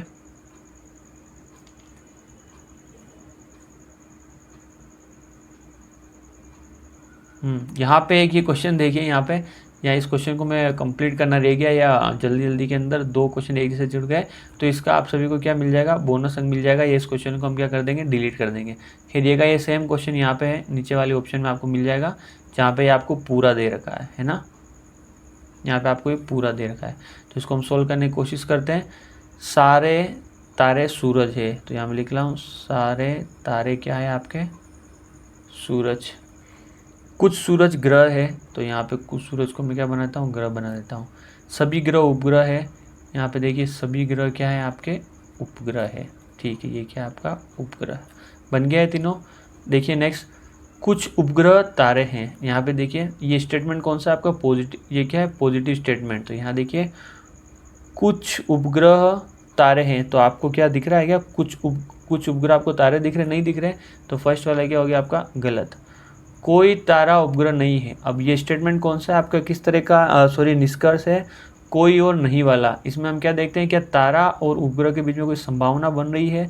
तो यहाँ पे देखिए ये रहा आपका तारा और उपग्रह के बीच में कोई संभावना बन रही है, हाँ बन रही है, क्योंकि यहाँ पे कोई भी मना तो किसी ने कर नहीं रहा है। तो जहाँ पे संभावना है, इसका मतलब ये ऑप्शन क्या हो गया आपका, गलत हो गया। तो यहाँ से हमें क्या दिख रहा है कि दोनों के दोनों ऑप्शन हमारे गलत है। पर जब भी आपको पता है कि निष्कर्ष के अंदर दोनों ऑप्शन गलत होते हैं, तो आपका एक रेड सिग्नल जल जाना चाहिए, आपको बिल्कुल अलर्ट हो जाना चाहिए कि कहीं ये आइदर और का कंडीशन तो नहीं है। तो उसका क्या ऑप्शन होता है हमारे पास, सबसे पहले रूल क्या होता है कि दोनों ऑप्शन आपके क्या होने चाहिए, गलत होने चाहिए। सेकंड क्या होता है, जो आपके सब्जेक्ट और प्रेडिकेट है वो दोनों सेम होने चाहिए। यहाँ देखिए उपग्रह तारे हैं और यह तारा उपग्रह है, तो ये भी रूल हमारा फॉलो हो रहा है। नेक्स्ट देखिए यहाँ पे थर्ड क्या ऑप्शन होता है, यहाँ पे कंडीशन क्या बननी चाहिए, यहाँ पे कुछ और कोई नहीं की, किसकी बन रही है, कुछ और कोई की, इसको हम इंग्लिश में क्या बोल सकते हैं, सम और नो की कंडीशन बननी चाहिए। तो ये तीनों कंडीशन हमारी फुलफिल हो रही है। इसका मतलब इफ इस क्वेश्चन के अंदर जो आंसर होगा वो कौन सा होगा, आइदर और वाला होगा। कौन सा होगा, आइदर और। इसका मतलब इसका आंसर है सी, इसका करेक्ट आंसर है, यदि या तो निष्कर्ष 1 या निष्कर्ष 2 अनुसरण करता है। तो ये क्वेश्चन के पर्टिकुलर क्वेश्चन के टाइप है। अगर आपने अच्छे से पढ़ रखा है तो आपको पता है कि इसका आंसर सी होगा, क्योंकि ये तीनों के तीनों रूल क्या हो रहे हैं, यहाँ पे फॉलो हो रहे हैं। ओके, तो इसका आंसर क्या है, सी इसका करेक्ट आंसर है। नेक्स्ट क्वेश्चन देखिए, 400 क्रमागत वर्षों में कितनी बार महीने का 29वां दिन आता है। तो यहाँ पे साल कितने लिखे हुए, 400। तो हम इसको क्या कर देते, ब्रेक कर देते। तो हम क्या निकालेंगे यहाँ पे, नॉर्मल ईयर और दूसरा क्या हो जाएगा हमारे पास, लीप ईयर। ठीक है, नॉर्मल ईयर और लीप ईयर। तो 400 वर्षों के अंदर आपके पास नॉर्मल ईयर कितने होते हैं, 303, और लीप ईयर कितने होते हैं यहाँ पे आपके पास, 97। तो देखिए 97 लीप ईयर, इसका मतलब क्या होता है, उसके अंदर क्या होता है आपका 29 फरवरी का महीना आता है। तो 12 ही महीने के अंदर आपकी 29 तारीख आएगी। इसका मतलब क्या हो गया, इंटू 12। और नॉर्मल ईयर के अंदर क्या होगा कि फरवरी के अंदर आपको 29 तारीख देखने को नहीं मिलेगी, बाकी जनवरी, मार्च, अप्रैल, उन सभी के अंदर आपको 29 तारीख देखने को मिलेगी। तो इसको हम किससे मल्टीप्लाई कर लेंगे, 11 को, क्योंकि 12 महीने के अंदर 11 बार ही 29 तारीख देखने को मिलेगी, और यहाँ 12 ही महीने के अंदर आपको 29 तारीख देखने को मिलेगी। तो इसको आप इंटू करोगे तो आपके पास क्या आ जाएगा, 3333, और इसको आप इंटू करोगे तो आपके पास क्या आ जाएगा, 1164। तो इसको अगर आप ऐड करोगे तो आपके पास क्या मिल जाएगा, 4497 आंसर मिल जाएगा। तो 400 वर्षों के अंदर 29 तारीख हमें कितनी बार देखने मिलती है, 4497 बार। तो आंसर हो गया इसका ए। नेक्स्ट क्वेश्चन देखिए यहाँ पे, PQRS 4 क्रमानुसार माह है। PQR और S, P और S में 30 दिन है। P में कितने दिन है यहाँ पे, 30, और यहाँ पे S में कितने दिन है, यहाँ पे 30 दिन है। ठीक है, P और S में 30 दिन है। S कौन सा माह है। तो अब ये पूछा है कि भाई S कौन सा महीना है। तो हमेशा एक चीज़ ध्यान रखना, 30 जो महीना है उसके आगे वाला महीना 31 होगा, और उसके पीछे वाला महीना भी कौन सा होगा, हमेशा 31 होगा। तो ये 30वां महीना है, इसका मतलब इसके पीछे वाला महीना क्या होगा, 31, और ये 30वां महीना, इसके आगे वाला महीना भी कौन सा होगा, 31 होगा। और ऐसा कॉम्बिनेशन हमारे कहाँ बनता है, कौन सा केस बनता है यहाँ पे, ये क्या हो गया आपका जुलाई महीना, और ये क्या हो गया आपका अगस्त महीना। ये दोनों महीने ऐसे आते हैं जब आपके 31 दोनों महीने के अंदर दिन होते हैं। तो जुलाई और अगस्त, तो ये महीना कौन सा हो गया आपका, सितंबर महीना। तो एस वाले का आंसर क्या हो गया आपका, सितंबर आंसर हो चुका है। ठीक है, नेक्स्ट देखिए क्वेश्चन यहाँ पे, एक दिन में घड़ी की दोनों सुइयां विपरीत कितनी बार होगी। विपरीत का मतलब क्या हो गया आपके पास, 180 डिग्री। चाहे 180 डिग्री बोले या बोलते एक दूसरे के ऊपर कितनी बार होगी, 0 डिग्री। तो हमेशा ध्यान रखना, 1 घंटे के अंदर कितनी बार होगी यहाँ पे आपके पास, 1 बार। 12 घंटे के अंदर कितनी बार होगी यहाँ पे, 11 बार। ये पिछले वाले वीडियो के अंदर भी मैंने बताया था। और 24 आवर के अंदर कितनी बार होगी यहाँ पे, 22 बार। ठीक है, और यहाँ पे अगर आप 90 डिग्री की बात करो या और किसी भी एंगल की बात कर लो, थीटा, ठीक है, तो उसके अंदर 1 घंटे के अंदर कितनी बार बनेगी आपके पास, 2 बार। 12 घंटे के अंदर कितनी बार 90 डिग्री कोण बनेगा आपके पास, 22 बार। और यही आपके 24 घंटे के अंदर कितनी बार कोण बनेगा आपके पास, 44 बार। ठीक है, तो ये आपको ध्यान रखना है। इसका आंसर क्या हो जाएगा आपके, ए करेक्ट आंसर हो जाएगा। नेक्स्ट देखिए क्वेश्चन, पासे की 2 स्थितियाँ दर्शाई गई है, जब 2 बिंदु नीचे हो तो ऊपर कितने बिंदु होंगे। तो यहाँ बना देते हैं हम। इसको करने का तरीका, कॉमन निकालिए, दोनों के अंदर से कॉमन क्या है, तो देखो यहाँ पे 3 है और यहाँ पे भी 3 है। ठीक है, ये क्या है आपका 3, ये भी है 3, तो लिख लेते हैं यहाँ पे 3 3।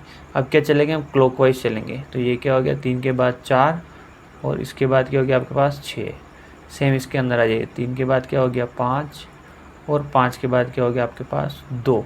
तो आपको क्या पूछा है, 2 बिंदु के नीचे कौन सी, तो कौन सी आएगी 6, अपोजिट पूछिए। नेक्स्ट क्वेश्चन देखिए यहाँ पे, बहुत ही अच्छा क्वेश्चन है। यहाँ पे एक चीज़ है कि मैंने जैसे ये दिया नहीं है यहाँ पे भाई स्क्वायर कैलकुलेट करना है या ट्रायंगल करना है, वर्क करना है ट्रायंगल करना, पर आप ऑप्शन से इसका आंसर निकाल सकते हैं। तो देखिए दोनों चीज़ हम करने की कोशिश करते हैं। सबसे पहले अगर आप हम मान लें कि भाई इसके अंदर कितने स्क्वायर बनेंगे, तो स्क्वायर कैसे कैलकुलेट करेंगे, 1 2 3 4, 1 2 3 4, तो कैसे मल्टीप्लाई करेंगे, 4 इंटू 4, 3 इंटू 3, 2 इंटू 2 और 1 इंटू 1 क्या हो जाएगा, 4 इंटू 4 क्या हो जाएगा 16 और 3 इंटू 3 क्या हो जाएगा 9, 2 इंटू 2 क्या हो जाएगा हमारे पास 4 और 1 इंटू 1 क्या हो जाएगा हमारे पास 1। तो यहाँ अगर आप देखोगे तो ये क्या हो रहा है आपका, टोटल करने के ऊपर हमारे पास क्या आ रहा है, 30 निकल के आ रहा है। क्या आ रहा है यहाँ पे, 30 निकल के आ रहा है। अब अगर आप ऑप्शन यहाँ पे चेक कर रहे हो तो आपको ये पता चल रहा है कि ऑप्शन के अंदर 30 कहीं भी नहीं है। इसका मतलब एक बात तो साफ है कि यहाँ हमें वर्ग के बारे में नहीं पूछा है। तो अब हम क्या निकालेंगे, त्रिभुज निकालेंगे। क्या निकालेंगे, ट्राइंगल निकालने की यहाँ पे हम कोशिश करेंगे। ठीक है, तो अब देखिए यहाँ पे ठीक है, मैं यहाँ पे आपको ये वापस बना देता हूँ। ठीक है, तो देखिए एक चीज़ देखिए, यहाँ पे जो पैटर्न है वो इस तरीके से है, ये आपका पैटर्न है और आपको ये दिया हुआ है। ओके, और आपसे पूछा गया इसके कितने त्रिभुज है। तो इस तरह के पैटर्न के अंदर त्रिभुज कैसे निकालते हैं, 1 2 3 4 5 6 7 8 और इसका हम क्या कर देते हैं, इंटू 2 कर देते हैं।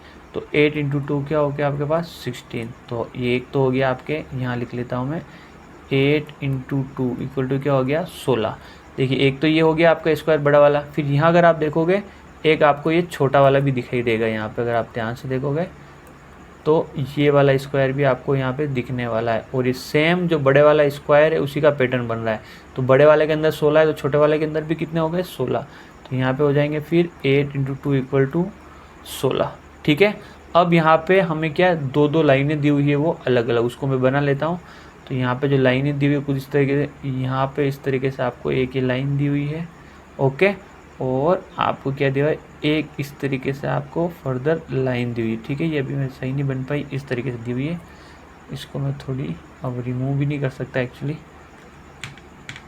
ये वर्क नहीं करेगा। ठीक है, तो ये वाली जो लाइन है आप मान के चलो इसके पास से निकल रही है। ओके, तो यहाँ पे अगर हम काउंट करें कि भाई कितने नए ट्राइंगल बने हैं, तो यहाँ अगर आप देखोगे, किससे लिख लूँ, इससे।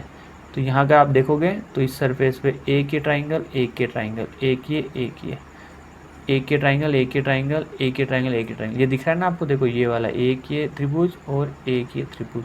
तो चारों साइड पे कितने बन गए, 2 2 2 और 2, टोटल कितने हो गए आपके पास 8। तो साइड कितनी है 4, 4 इंटू 2 आपके पास कितने हो गए 8 नए त्रिभुज बन के आ गए।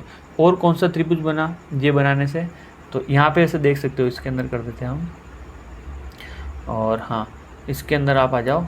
और कौन सा त्रिभुज बना, तो अगर आप देखोगे तो यहाँ पे इन लाइन खींचने से जो हमारे पास एक और त्रिभुज बना है वो ये त्रिभुज बना है। यहाँ से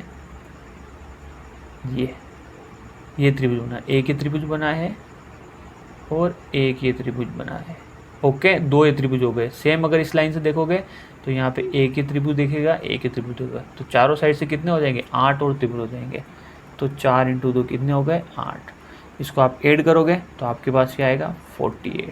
तो इसका करेक्ट आंसर क्या है, डी इसका करेक्ट आंसर। इसका क्या आंसर है 48 आंसर है। ओके, तो देखिए ट्रिक थी, मैंने जान पूछ के आपको दिया नहीं कि भाई आपको वर्ग निकालना है ट्राइंगल, आपको ऑप्शन से पहचानना था कि भाई इसके अंदर क्या पूछा गया है। ठीक है, अगर आप वर्ग मानते हैं तो वैसे ही आपका आंसर नहीं आने वाला है। तो आपको क्या निकालना था, यहाँ पे त्रिभुज निकालना था। क्या निकालना था, त्रिभुज। ठीक है, नेक्स्ट क्वेश्चन की ओर हम चलते हैं। नेक्स्ट क्वेश्चन देखिए यहाँ पे, अब इस तरह के क्वेश्चन है, हमें कैसे सोल्व करने हैं। तो आपको क्या लिखना है यहाँ पे, कौन सी मंजिल है ये, फर्स्ट मंजिल, सेकंड, 3 और 4। तो ये क्या हो गए आपके फ्लोर, मतलब कितनी ऊंचाई तक है। फिर इसको क्या करेंगे, रिवर्स में इंटू कर देंगे, इंटू 1 इंटू 2, रिवर्स में इंटू मतलब यहाँ पे कितने ब्लॉक है, 1 ब्लॉक है, यहाँ पे 2 ब्लॉक है, यहाँ पे कितने ब्लॉक है 3 ब्लॉक है, और यहाँ पे कितने ब्लॉक है 4 ब्लॉक है। ओके, और आपको क्या करना है, इसको सोल्व करना है। ये हो गया 4, ये हो गया 6, ये हो गया 6 और ये हो गया 4। ऐड करोगे तो 10 और 10 20, क्या हो गया 20। इसका आंसर क्या हो गया 20, इसका करेक्ट आंसर है। नेक्स्ट क्वेश्चन देखिए यहाँ पे, तो ये कुछ फिक्स स्पेसिफिक पैटर्न के क्वेश्चन है, इनको करने का यही तरीका होता है ना। ये इंपॉर्टेंट इसलिए मैंने डाल दिया यहाँ पे। तो ये क्या, इसको नंबरिंग कर दीजिए आप, ये फर्स्ट 1 2 3 और 4। तो यहाँ पे ये क्या हो जाएगा आपके पास 1। अब आपको क्या करना है, इसको ऐड करना है। 1 और 2 क्या हो गया, प्लस करना है, तो 1 और 2 क्या हो गया आपके पास 3, 3 और 3 क्या हो गया आपके पास 6, 6 और 4 क्या हो गया आपके पास 10। तो इन सबको आप जोड़ दीजिए, कितना हो जाएगा 10 और 10 कितना हो गया यहाँ पे 20। ठीक है, फिर नीचे से स्टार्ट करना है, फर्स्ट को छोड़ना है, सेकंड को लेना है, थर्ड को छोड़ना है, फर्स्ट को लेना है। तो ये क्या हो जाएगा 20 + 6 + 1 टोटल कितना हो गया 27। 20 का करेक्ट आंसर है। ओके, तो इस तरह के क्वेश्चन को करने की ट्रिक्स है, तो आपको पता होनी चाहिए। To enter current date in a cell what is press. अगर आपको किसी सेल के अंदर करंट डेट एंटर करनी है एक्सेल के अंदर, तो आप क्या प्रेस करोगे, control plus semicolon, control plus shift plus colon, control plus F10 और कंट्रोल प्लस F11। तो ये क्या हो जाएगा, ए इसका करेक्ट आंसर हो जाएगा। नेक्स्ट देखिए, ये भी रिसेंट एग्जाम में क्वेश्चन पूछा गया है, शायद बेसिक कंप्यूटर इंस्ट्रक्टर या सीनियर में। What would you do to insert 3 columns between G and H। तो आपको बोला गया है कि G और H के बीच में आपको 3 कॉलम इंसर्ट करने थे। यहाँ पे मान लीजिए बहुत सारे कॉलम है, यहाँ मान लीजिए A B C D जो भी है, और आपके पास ये है G और H, इन दोनों के बीच में आपको 3 कॉलम इंसर्ट करना। आप क्या करोगे, तो आप क्या करोगे, हमेशा इसके ऊपर खड़े हो जाओगे और इसको राइट क्लिक करोगे और इंसर्ट करोगे 3 बार। तो यहाँ पे क्या हो जाएगा, इसके बीच में 3 बार कॉलम ऐड हो जाएंगे। देखिए, फर्स्ट सेलेक्ट कॉलम G, क्या हम G को सेलेक्ट कर रहे हैं क्या, नहीं, तो ये फॉल्स हो गया। फर्स्ट सेलेक्ट कॉलम H, हाँ ठीक है। Then right click and select insert 3 बार, बिल्कुल सही है। ठीक है भाई, जिसके आगे हमें भेजना होता है उसके ऊपर खड़े रह के हम क्या करते हैं, 3 बार इंसर्ट करेंगे। First select column E F and G, बिल्कुल ही गलत। फर्स्ट सेलेक्ट D, बिल्कुल ही गलत। ठीक है, तो देखिए वेरी इजी क्वेश्चन था। Animation effect is appear, fade, split, wipe, darken, light, pen, font, colour, और ये सारे MS ऑफिस के क्वेश्चन है। तो ये हो गया आपका ऑल ऑफ दिस। ठीक है, तो MS ऑफिस के जो क्वेश्चन है उनको आपको थोड़ा ध्यान रखना है, क्योंकि MS ऑफिस के ऊपर मेरा जो थोड़ा क्या है व्यू पॉइंट कम है ना, मतलब कम ही ध्यान देता हूँ, क्योंकि आज के समय में MS ऑफिस से क्वेश्चन बहुत कम मात्रा के अंदर पूछा जा रहा है। बाकी जो कोर सब्जेक्ट है, कंप्यूटर नेटवर्क है, DBMS है, ऑपरेटिंग सिस्टम है, जो लैंग्वेज का पार्ट है, वहाँ से ज़्यादा क्वेश्चन पूछे जा रहे हैं। विच of the following is not a valid master view option in MS power point. तो इसके अंदर कौन सा नहीं है, notes master, outline master, slide, notes master, outline master, slide master, and next क्या हो गया हमारे पास, हैंड आउट मास्टर। तो यहाँ का आंसर क्या हो जाएगा हमारे पास, आउटलाइन मास्टर, ये इसका करेक्ट आंसर है। नेक्स्ट क्वेश्चन देखिए यहाँ पे, selected slide in MS PowerPoint 2007 which of the following shortcut is used to make up a group of figures। तो कौन से ग्रुप ऑफ फिगर्स के लिए यूज़ होता है, तो वो क्या आपका कंट्रोल+G। विच कार्ड, राजस्थान में भामाशाह कार्ड के स्थान पर कौन सा कार्ड लॉन्च किया गया है, जन स्वास्थ्य आधार, जन आधार। तो आप सभी जने जानते हैं कौन सा लॉन्च किया गया है, जन आधार को। ठीक है, जन आधार, इसकी डेट कब लॉन्च किया गया है, इसकी तारीख भी पता होनी चाहिए, इसका ईयर भी पता होना चाहिए। देश राष्ट्रीय भुगतान प्रणाली द्वारा विकसित किया गया है, UPI, IDBI, SBI और ICICI। तो एक ही प्रणाली, इसके अंदर UPI, फुल फॉर्म इसकी आपकी पता होनी चाहिए, यूनिफाइड पेमेंट इंटरफेस। क्या है, unified payment interface. Okay, next देखिए यहाँ पे क्या क्वेश्चन है, ट्रू रिगार्डिंग आधार कार्ड के बारे में। दिस इज़ द हिंदी में देख लीजिए, ये UIDAI द्वारा जारी किया गया पहचान पत्र, बिल्कुल सही। 12 अंकों का है, हाँ। यह कार्ड प्रत्येक व्यक्ति को विशिष्ट पहचान प्रदान करता है, बिल्कुल सही। तो सारे आंसर इसके क्या हो गए आपके, सही हो चुके हैं। यहाँ देखिए next, full form of CSC in e governance. CSC की फुल फॉर्म क्या है, केस सिक्योरिटी कोड नहीं, कोड सिक्योरिटी कार्ड नहीं, कार्ड सिक्योरिटी कोड नहीं, क्या हो गया, कॉमन सर्विस सेंटर। इसकी फुल फॉर्म क्या है, कॉमन सर्विस सेंटर। तो यहाँ पे LSP होते हैं, लोकल सर्विस प्रोवाइडर, जो क्या अलोकेट करते हैं, E-मित्र। ठीक है, जैसे कोई E-मित्र है तो E-मित्र का ये क्या करते हैं, LSP अपने E-मित्र, कोई भी E-मित्र के लिए आता है तो LSP उसको E-मित्र प्रोवाइड करते हैं, ये ध्यान रखना हमेशा। तो इन सबको कंट्रोलिंग कौन करता है, LSP करता है। और इस जो सेंटर हम उसको क्या बोलते हैं, कॉमन सर्विस सेंटर। नेक्स्ट देखिए, default name of Microsoft power point, MS power point का डिफ़ॉल्ट नाम क्या है, प्रेजेंटेशन 1, PPT 1, बुक 1 और डॉक्यूमेंट। तो ये क्या हो जाएगा, presentation 1। Basic formatting tools available in dash tab. तो जो आपका फॉर्मेटिंग टैब है, टूल है, वो कौन सी टैब के अंदर अवेलेबल रहता है, वो है आपका होम के अंदर।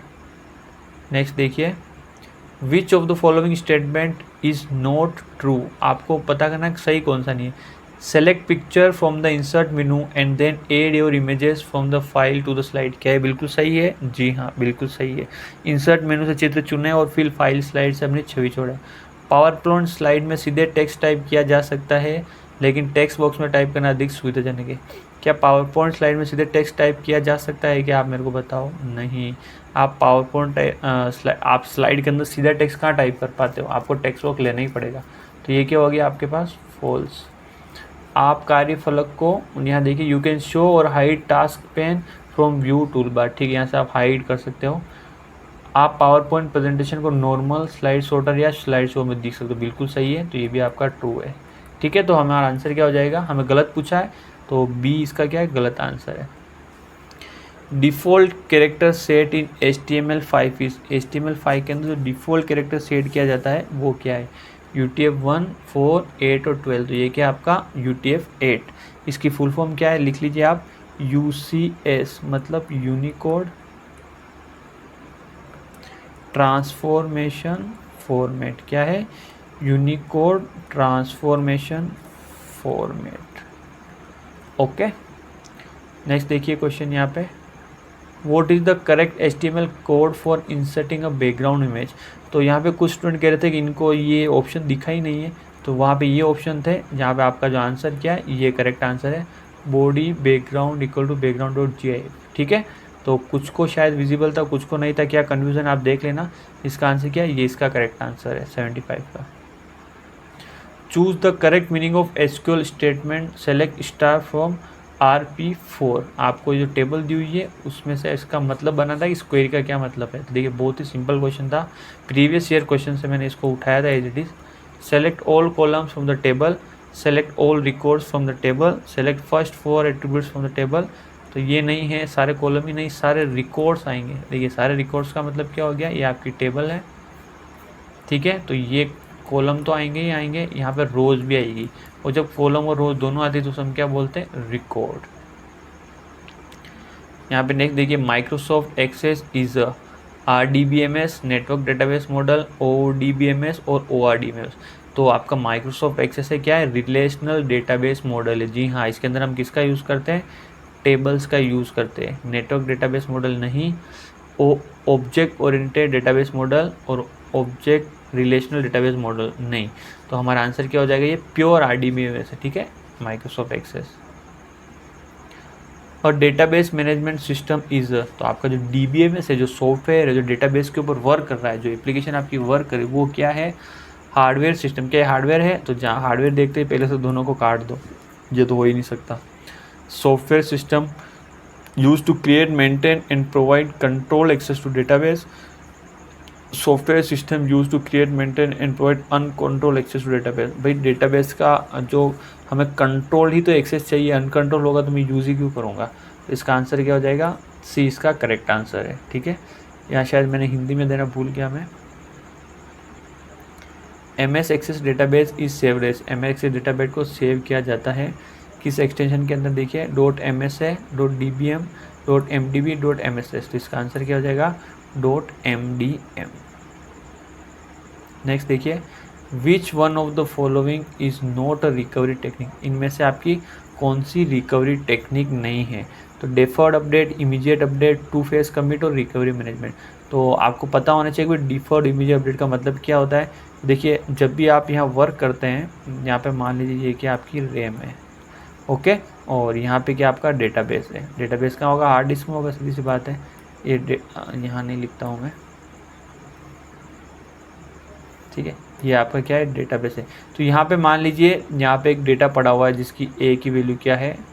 10 है, ठीक है, और इसको आपको फेच करके कहाँ लेके आप रैम के अंदर लाएंगे। भाई जो भी आपको काम करना होगा कहाँ बनाओगे? इसकी जो शेडो कॉपी कहाँ जाएगी? रैम के अंदर जाएगी, ठीक है। तो यहाँ पे क्या आ गया? 10। अब आपने कोई कैलकुलेशन की और इसकी वैल्यू क्या हो गई? 5, ठीक है। तो जैसे ही यहाँ पे 5 हुई, जैसे यहाँ 5 हुई, क्या हो गया? ये पूरा का पूरा कहाँ रेप्लिकेट हो गया? आपके मेन डेटाबेस के अंदर, और यहाँ पे भी आपने क्या कर दिया? 5 किया। अगर इस तरह का कोई ट्रांजेक्शन होता है, टेक्निक आप यूज़ करते हो, तो इसे हम क्या बोलते हैं? Immediate update. क्या बोलते हैं हम, इमीडिएट अपडेट बोलते हैं। ठीक है, एक तो ये केस है। दूसरा केस क्या है, यहाँ पे क्या वैल्यू थी पहले a=10 और यहाँ पे क्या थी a=10।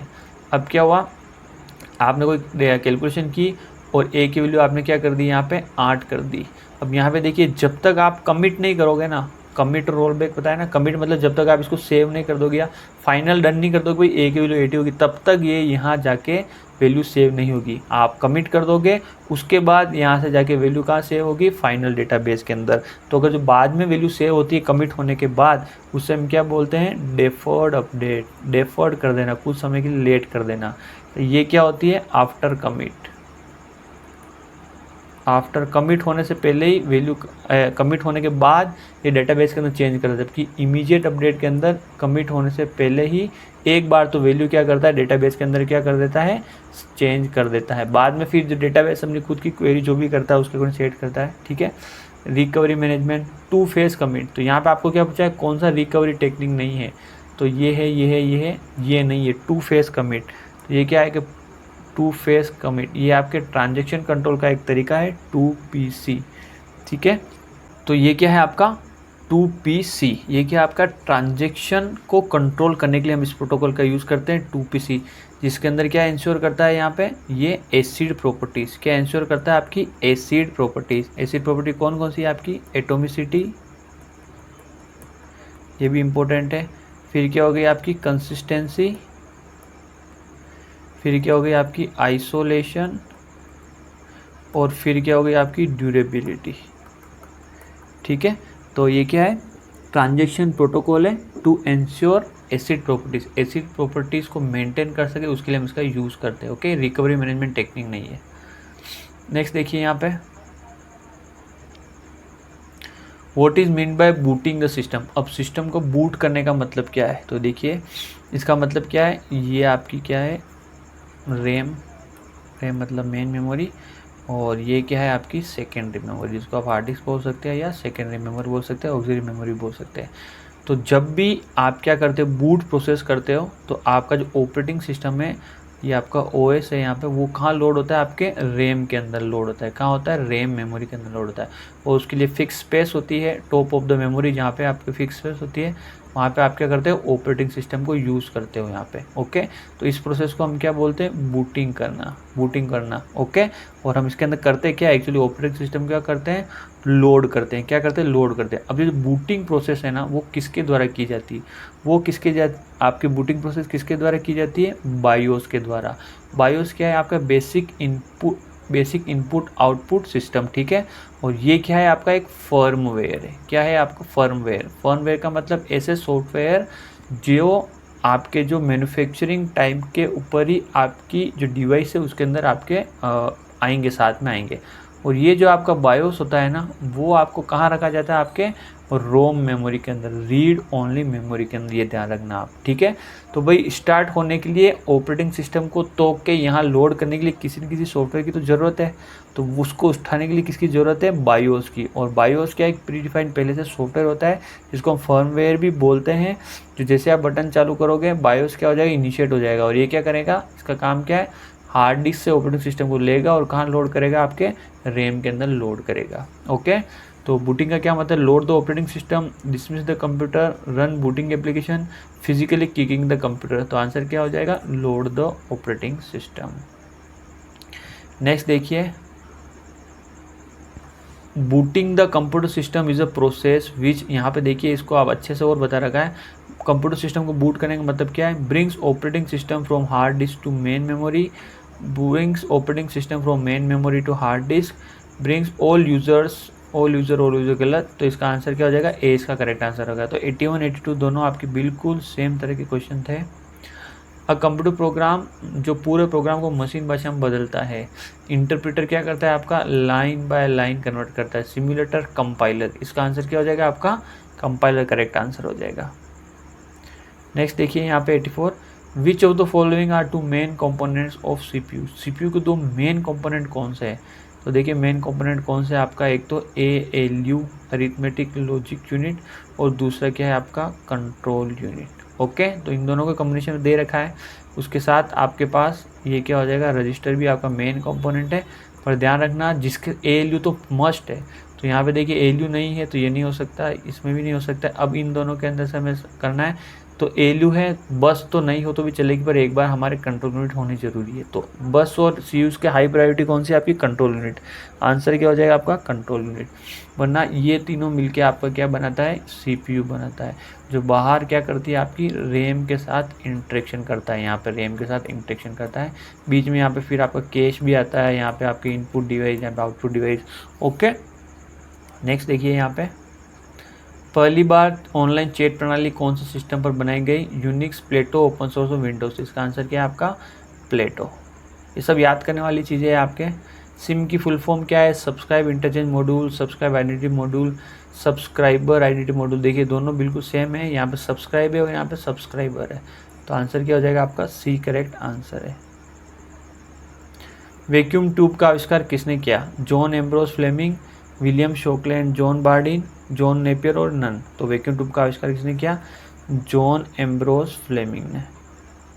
Full form of ENIAC की फुल फॉर्म क्या है? Electronic numerical integrator and calculator. अब यहाँ पे क्वेश्चन देखिए next, highest level of data abstraction is at. जो आपका डेटा एब्स्ट्रैक्शन का हाईएस्ट लेवल कहाँ रहता है? तो देखिए बहुत ही अच्छा क्वेश्चन है, इस तरह के क्वेश्चन आपके एग्जाम के अंदर पूछे जाते हैं और कई बार पूछे गए।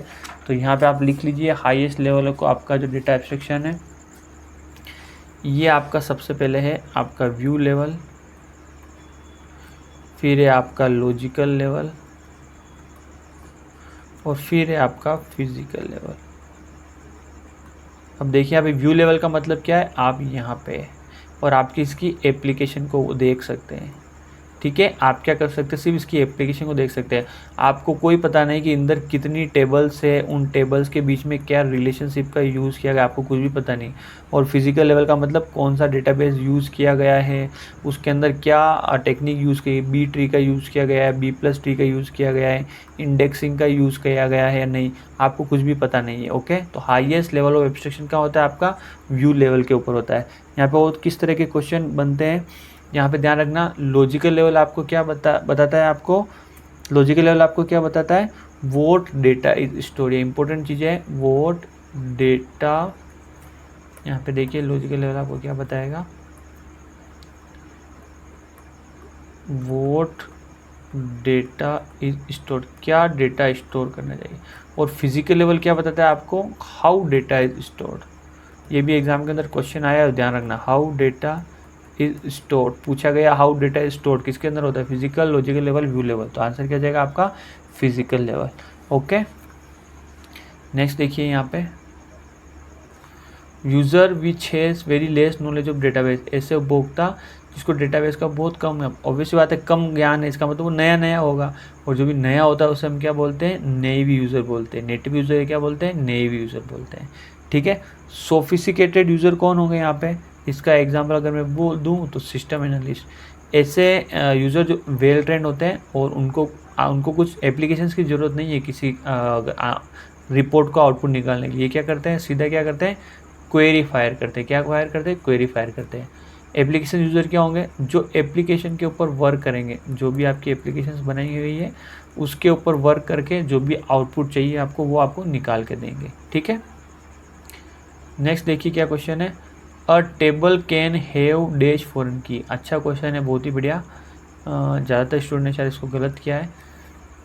1, 2, 1 और मोर देन 1 तो देखिए अब एक एग्जांपल से हम समझने की कोशिश करते हैं। तो यहाँ पे मान लीजिए है एक प्रोजेक्ट की टेबल, ठीक है, और यहाँ पे है डिपार्टमेंट टेबल, और यहाँ पे आपके पास है एक एम्प्लॉय टेबल। क्या है आपके पास? Employ table. ओके, तो यहाँ पे क्या होगी हमारे पास? एक तो होगी प्रोजेक्ट की आईडी और क्या हो जाएगा? प्रोजेक्ट का आपका क्या हो जाएगा? नेम हो जाएगा। सेम सभी के अंदर हो जाएगा। ये डिपार्टमेंट आईडी हो जाएगी और यहाँ पे क्या हो जाएगा? डिपार्टमेंट का नेम हो जाएगा। ये क्या हो जाएगा? आपकी एम्प्लॉय आईडी और यहाँ पे क्या हो जाएगा? एम्प्लॉय का नेम हो जाएगा, ठीक है। ओके, अब देखिए हमें क्या है, कोई भी एक एम्प्लॉय है, हमें पता करना है वो एम्प्लॉय किस डिपार्टमेंट के अंदर काम करता है। तो यहाँ पे देखिए हमने डिपार्टमेंट की अलग टेबल बनाई है, तो ये इसको क्या करेंगे, इस टेबल को हम क्या कॉल कराएंगे, यहाँ पर इस डिपार्टमेंट आईडी को हम कहाँ बनाएंगे, यहाँ पर। ठीक है, तो ये क्या है इसकी, देखिए यहाँ पे अगर आप देखोगे तो डिपार्टमेंट आईडी कहाँ से रेफरेंस ले रही है, डिपार्टमेंट टेबल से ले रही है। तो यहाँ पे ये क्या है, प्राइमरी की, और इस टेबल के लिए क्या है, ये फॉरेन की है। सेम हम जानना चाहते हैं कि भाई कोई XYZ एम्प्लॉई इस डिपार्टमेंट में काम कर रहा है और इस डिपार्टमेंट किस प्रोजेक्ट के ऊपर काम कर रहा है। तो यहाँ पे इस टेबल के अंदर एक और कॉलम हम यूज़ कर लेंगे प्रोजेक्ट आईडी का, और ये जो रेफरेंस लेगा वो कहाँ से लेगा, यहाँ से लेगा। तो यहाँ पे क्या हो जाएगा, ये मैं अलग बना देता हूँ, यहाँ पे हो जाएगा ये प्राइमरी की, और यहाँ हो जाएगा ये इसके लिए फॉरेन की। तो देखिए इस एक टेबल के अंदर एक से ज़्यादा फॉरेन की मौजूद है। और देखिए इस अगर मान लीजिए 10 एम्प्लॉई है, उनके अंदर कोई मैनेजर है, ठीक है, तो नेक्स्ट कॉलम क्या हो जाएगा यहाँ पे, मैनेजर का। ठीक है ना, क्या हो जाएगा, नेक्स्ट कॉलम क्या हो जाएगा, मैनेजर का। और ये मैनेजर जो रेफरेंस लेगा कहाँ से लेगा, इसी टेबल की एम्प्लॉय आईडी से लेगा, क्योंकि जो मैनेजर बन रहे हैं भाई, इसका मैनेजर कौन है, एक ही होगा इन सब का, है ना। तो मैनेजर बनेगा, क्या बनेगा, इन जो एम्प्लॉय उनमें से बनेगा ना। भाई आप क्लास के अंदर आपके जो स्टूडेंट का मॉनिटर बनता था, किस में से बनता था, आप जो 10 जने थे, कोई स्टूडेंट मान लीजिए किसी क्लास के अंदर, उनमें से ही तो मॉनिटर का सिलेक्शन होता था। तो जो भी स्टाफ है कर्मचारी से, उसके अंदर से ही तो मैनेजर का सिलेक्शन होगा। तो इनका मैनेजर कौन है, तो वो कहाँ से लेगा, यहाँ से रेफरेंस लेगा। तो एक चीज़ और आपको क्लियर हो गई यहाँ पे कि फॉरेन की सेम टेबल की वैल्यू को भी रेफरेंस ले सकती है, दूसरी टेबल की वैल्यू का भी रेफरेंस ले सकती है। तो यहाँ पे आप देख रहे हो कि एक टेबल के अंदर एक से ज़्यादा फॉरेन की हो सकती है। कई बार इंटरव्यू के अंदर क्वेश्चन पूछा जाता है, क्या एक से ज़्यादा फॉरेन की हो सकती है एक टेबल के अंदर, जी हाँ हो सकती है। ये भी क्वेश्चन पूछते हैं, क्या एक ही टेबल खुद की टेबल से ही फॉरेन की बना सकती है, कि जी हाँ बना सकती है। यहाँ पे देखिए एक ही टेबल, अगर एक टेबल है तो क्या उसके अंदर प्राइमरी की फॉरेन की दोनों अवेलेबल हो सकती है, जी हाँ जरूर हो सकती है। ठीक है, तो इंटरव्यू के अंदर मुझसे भी पूछा गया था ये क्वेश्चन मेरे बीटेक के अंदर कैंपस प्लेसमेंट के दौरान। मिनिमल ऑफ सुपर की मिनिमल क्या है, तो यहाँ पे प्राइमरी की, कैंडिडेट की, अल्टरनेट की, फॉरेन की। तो देखिए यहाँ पे जैसे रिलेशन दिया है आपका R of A B C और D, इसका मतलब क्या है, ये 4 कॉलम है। और आपको मान लीजिए दिया हुआ है कैंडिडेट की, इनमें से कैंडिडेट की कौन सी आपकी A और B दी हुई है। ठीक है, तो देखिए सुपर की का मतलब क्या है, यहाँ पे सुपर की का मतलब क्या है, आपने A के साथ मान लीजिए C जोड़ दिया, A के साथ मान लीजिए आपने D जोड़ दिया, A के साथ मान लीजिए आपने C और D दोनों जोड़ दिया। तो ये सारी क्या हो गई आपकी सुपर की हो गई। और भी हो सकती है, ये सारी क्या हो गई आपकी सुपर की हो गए, क्योंकि अगर आप कैंडिडेट की के साथ किसी और एट्रीब्यूट को अगर आप जोड़ रहे हो तो वो की क्या बन जाएगी आपकी सुपर की बन जाएगी। पर अगर मिनिमल ऑफ सुपर की निकालोगे, इस सुपर की क्या आप मिनिमम वैल्यू निकालोगे कोई कैंडिडेट की बन रही है, तो वो क्या बन जाएगी आपकी कैंडिडेट की बन जाएगी। ठीक है, फिर दूसरी चीज़ ये है यहाँ पे कैंडिडेट की में से ही हम की सेलेक्ट करते हैं जिसे हम प्राइमरी की बनाते हैं। तो मान लीजिए इसको मैंने क्या बना दिया, यहाँ पे प्राइमरी की बना दिया। तो अगर ये प्राइमरी की है तो दूसरी जो भी की बची है उसको हम क्या बोलेंगे, अल्टरनेट की। ठीक है, इसको अगर मैंने प्राइमरी की बनाया है तो दूसरी जो कैंडिडेट की बची हुई है उसको हम क्या बोलेंगे, अल्टरनेट की बोलेंगे। ओके, और फॉरेन की का कंसेप्ट आपको समझ में आ ही गया है। तो सॉरी, यहाँ पे जो आपका आंसर क्या हो जाएगा, कैंडिडेट की हो जाएगा। नेक्स्ट देखिए question, what is the output of the following C code. बहुत ही सिंपल था यहाँ पे, इस सी कोड का आउटपुट का है। तो यहाँ पे अगर आपने ध्यान से देखा हो तो यहाँ पे कोलन है, तो यहाँ पे देखिए आई की वैल्यू सबसे पहले क्या थी, 0। फर्स्ट टाइम ये एग्जीक्यूट हुआ, फिर सेकंड टाइम ये कंपेयर करेगा, थर्ड टाइम ये करेगा, फिर उसके बाद फिर कैसे करेगा, फिर फोर्थ टाइम वापस कंपेयर करेगा, फिफ्थ टाइम ये रन करेगा। इस तरीके से आपके चलता रहेगा। ठीक है, तो आई की वैल्यू है 0, आई 5 से छोटा है, हाँ है, तो आई की वैल्यू हो गई 1 प्लस हो जाएगी, ये हो गई प्लस। फिर 1 की वैल्यू 1 5 से छोटा है, हाँ है, तो इसमें क्या हो जाएगा 1 प्लस हो जाएगा, ये क्या हो गया 2। 2 5 से छोटा है, हाँ है, तो इसमें 1 प्लस हो जाएगा, क्या हो गया 3। 3 5 से छोटा, हाँ है, तो इसमें 1 प्लस हो जाएगा, क्या हो जाएगा 4। 4 5 से छोटा है, हाँ है, तो इसमें 1 प्लस हो जाएगा, क्या हो जाएगा यहाँ पे 5। क्या 5 5 से छोटा है बराबर, हाँ है, तो यहाँ पे क्या हो जाएगा 1 प्लस हो जाएगा 6। अब वापस कंडीशन देगा, क्या 6 5 से छोटा है बराबर नहीं है, तो यहाँ पे कंडीशन क्या हो जाएगी आपकी फॉल्स हो जाएगी, और यहाँ पे प्रोग्राम क्या हो जाएगा, स्टॉप हो जाएगा। उससे पहले देखिए क्या दिया हुआ है, प्रिंट है %d, आई की वैल्यू क्या है यहाँ पे 6, तो प्रिंट क्या हो जाएगा 6 प्रिंट हो जाएगा। ओके, नेक्स्ट क्वेश्चन देखिए यहाँ पे, what does the following code do. इनमें से ये कोड आपके क्या करते हैं। तो वैल्यू ले लीजिए सबसे बढ़िया। इसको करने का तरीका है, ए की वैल्यू आप ले लीजिए 10 और बी की वैल्यू ले लीजिए आप 20 और जैसा बोले रख लीजिए। A equal to a plus b करोगे तो ये क्या हो जाएगा आपके पास 30। B equal to a minus b, तो अब देखिए ए की वैल्यू क्या हो जाएगी यहाँ पे आपकी, क्या हो चुकी है यहाँ पे ए की वैल्यू क्या हो जाएगी यहाँ पे 30 हो चुकी है। तो a माइनस बी, 30 में से 20 गया तो कितना बचा यहाँ पे 10 बचा। ठीक है, तो b की वैल्यू क्या हो गई यहाँ पे 10, तो यहाँ पे क्या हो गई 10। फिर देखिए a equal to a minus b, a की वैल्यू क्या है 30 और b की वैल्यू क्या है 10, 30 में से 10 गया तो कितना बचा यहाँ पे 20 बचा। तो a की वैल्यू यहाँ पे क्या हो गई आपकी 20 हो गई। तो देखिए पहले a की वैल्यू 10 और 20 थी, अब क्या हो गई 20 और 10 हो गई a और b की वैल्यू। तो यहाँ पे क्या हो गया, ये जो आपकी कंडीशन थी वो क्या हो गई स्वैप हो चुकी है। ओके, नेक्स्ट देखिए क्या क्वेश्चन दिया हुआ है यहाँ पे। Which of the following support the concept of multiple inheritance, इनमें से मल्टीपल इनहेरिटेंस का कंसेप्ट कौन सपोर्ट करता है। तो मल्टीपल इनहेरिटेंस का मतलब क्या है, यहाँ पे ए क्लास है और यहाँ पे बी क्लास है और यहाँ पे सी क्लास है। तो अगर इस तरह की हायरार्की आप बनाते हो इनहेरिटेंस, तो इसको क्या बोलते हैं मल्टीपल इनहेरिटेंस। तो सी के अंदर क्या हो जाएगा, हम ऐसे सी प्लस प्लस के अंदर हम ऐसे लिख सकते हैं एक्सटेंड्स, जैसे मैं लिख लूँ यहाँ पे क्लास सी एक्सटेंड्स ए कोमा बी, ये चल जाएगा आपके सी प्लस प्लस के अंदर। किसके अंदर, सी प्लस प्लस के अंदर। वही अगर जावा के अंदर ये बोलोगे तो जावा के अंदर मल्टीपल इनहेरिटेंस सपोर्ट नहीं करता है, उसकी जगह हम क्या यूज़ करते हैं इंटरफेस। क्या यूज़ करते हैं हम इंटरफेस यूज़ करते हैं। ध्यान रखना ये भी क्वेश्चन आया हुआ है ना, इस तरह का क्वेश्चन दिया होता है और जावा के अंदर दिया होता है क्या ये वैलिड स्टेटमेंट है या नहीं। तो जावा के अंदर ये वैलिड स्टेटमेंट नहीं है, जबकि सी प्लस प्लस के अंदर ये वैलिड स्टेटमेंट है। इसका आंसर क्या हो गया आपका सी प्लस प्लस।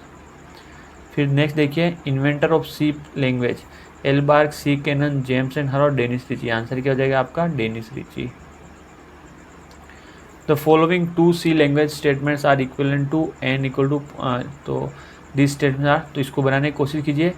पी के अंदर क्या है क्यू का एड्रेस, तो यहाँ बना दीजिए आप पी और यहाँ बना दीजिए आप क्यू। तो क्यू का मान लीजिए एड्रेस यहाँ पे 100 है, तो ये किसे पॉइंट कर रहा है आपके क्यू को पॉइंट कर रहा है एड्रेस को, तो यहाँ पे क्या हो जाएगा आपके पास 100 हो जाएगा। ठीक है, यहाँ पे पी का खुद का कोई एड्रेस हो सकता है, यहाँ पे 200। N equal to pointer to P, तो यहाँ पे एक एन और है जो किसको पॉइंट कर रहा है आपके इसी क्यू को पॉइंट कर रहा है। ठीक है, पॉइंटर टू पी क्या हो गया देखिए यहाँ पे, ये क्या हो जाएगा यहाँ पे एन। यहाँ पे अगर आप ध्यान से देखोगे तो एड्रेस ऑफ पी क्या हो गया आपके पास यहाँ पे 100 और इसको पॉइंट करेगा, इसका मतलब ये पी किसे पॉइंट करेगा इसके अंदर की वैल्यू। अब इसके अंदर की वैल्यू कोई भी हो सकती है। ठीक है, और ये सेम केस यही है, एड्रेस ऑफ क्यू मतलब क्यू का एड्रेस क्या 100 और उसका पॉइंटर कहाँ चला जाएगा ये अंदर चला जाएगा।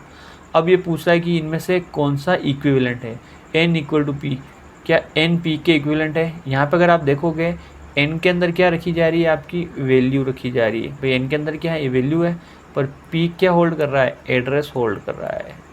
पी क्या होल्ड कर रहा है यहाँ पे एड्रेस होल्ड कर रहा है ना इस क्यू का, तो ये कभी वैलिड आपका नहीं हो सकता है।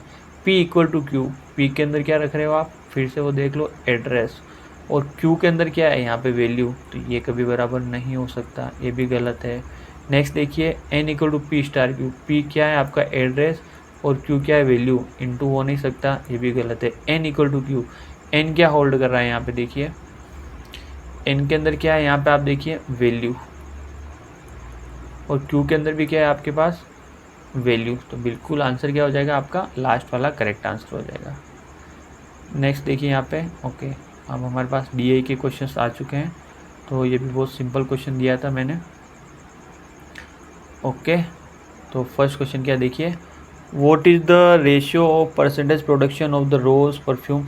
आपको वर्ष 1995 में गुलाब परफ्यूम परसेंटेज तथा 1997 में गुलाब परफ्यूम पर कितना अनुपात है। तो अगर आप यहाँ पे देखोगे 1995 के अंदर रोज़ क्या बता रहा है ये, तो ये रहा आपका 1995 का रोज़। यहाँ पे देखो ये आपका 55 से लेके 100 तक परसेंटेज क्या दिया हुआ आपका 55% से लेके 100%, 1995। और वहीं आप लिख लो 1997, तो ये रहा आपका 1997 का 70 से लेके 100 तक, 70% से लेके 100% तक। इसका डिफरेंस निकालो कितना आ जाएगा 45%। इसका डिफरेंस कितना आ जाएगा आपके पास 30%। रेशो निकालो 15 से डिवाइड करोगे तो क्या आ जाएगा 3:2। यही पूछा गया था आपसे।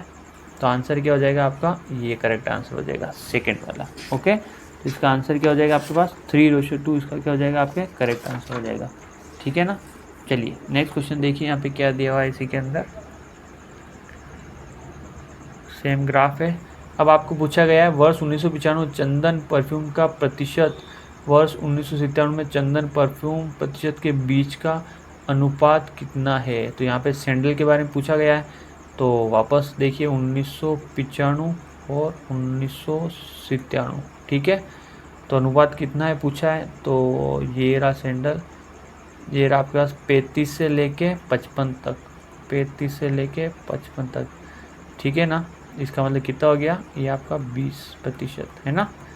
और 1997 में कितना हो गया यहाँ पे 50 से लेके 70 तक, 50% से लेके 70%। सेम क्वेश्चन है यहाँ पे भी, क्या हो गया आपका 20%। अब आपको क्या पूछा है, 1995 में चंदन परफ्यूम का प्रतिशत, वर्ष 1997 में चंदन परफ्यूम प्रतिशत के बीच अनुपात कितना है। तो ये रहा, अनुपात लगा दीजिए। तो अनुपात आप देखो क्या हो जाएगा 1:1, मतलब 1 ही रहेगा आपका आंसर। ठीक है, तो इस केस के अंदर आंसर क्या हो जाएगा हमारे पास 1 हो जाएगा। ठीक है, नेक्स्ट देखिए क्या क्वेश्चन दिया है आपके पास यहाँ पे, what is the production of jasmine perfume in the year 1997। तो 1997 के अंदर आपके जैस्मिन के बारे में बोला गया है, और total perfume production was 5000 unit. Total unit कितनी दी हुई है 5000। तो जैस्मिन आ जाते हैं हम, ये रहा, वो है आपका 20 से लेके 50 तक, 20% से लेके 50% तक। कितना दिया हुआ है आपके यहाँ पे, क्या हो जाएगा ये 30%। तो हमें 30% निकालना है। तो एक चीज़ देखिए, आपको 100% का कितना दिया हुआ है, आपको 5000 यूनिट दिया हुआ है ना। तो 1% की कितनी यूनिट हो जाएगी यहाँ पे 50 यूनिट। ओके, तो 30% की कितनी यूनिट हो जाएगी यहाँ पे 50 × 30, ये क्या हो जाएगा आपके पास 1500, क्या हो जाएगा 1500। तो इसका करेक्ट आंसर क्या हो गया आपके पास डी, इसका करेक्ट आंसर क्या हो जाएगा आपके डी, इसका करेक्ट आंसर। ओके ओके, तो यहाँ पे अगर आप देख पा रहे हो तो सारे के सारे क्वेश्चन हमारे हो चुके हैं। तो आपके जो भी दोस्त हो उनको ज़रूर इस टेस्ट सीरीज़ को आप सेंड कीजिए, क्योंकि ये जो टेस्ट सीरीज़ बन रही है ना आपकी बिल्कुल एग्जाम पॉइंट ऑफ व्यू से बन रही है। अगर आप इसको ध्यान से देखोगे, आपको इस टेस्ट सीरीज के अंदर हर एक मतलब सब्जेक्ट के क्वेश्चन मिलेंगे और हर एक टॉपिक के क्वेश्चन मिलेंगे। मैं क्या एक्सेल मेंटेन करता हूँ और इसके अकॉर्डिंग पूरे के पूरे आपके क्वेश्चन टॉपिक वाइज और सब्जेक्ट वाइज उठाता हूँ। ओके, ठीक है, तो पेशेंस रखिए, आपको बहुत ही अच्छा कंटेंट मिल रहा है और आपको मैं साथ में वीडियो सॉल्यूशंस भी दे रहा हूँ। और जो क्वेश्चन पहले से डले हुए हैं ऐप के अंदर, कंप्यूटर नेटवर्क के ऑपरेटिंग सिस्टम है, उनके अंदर जो भी किसी ऑप्शन के अंदर आप डाउट है तो आप मेरे को रिपोर्ट कर दीजिए। उन सब के डाउट में यहाँ बैठ के सारे सोल्व कर रहा हूँ। ओके, चलिए मिलते हैं हमारे नेक्स्ट मॉक टेस्ट के अंदर। Thank you.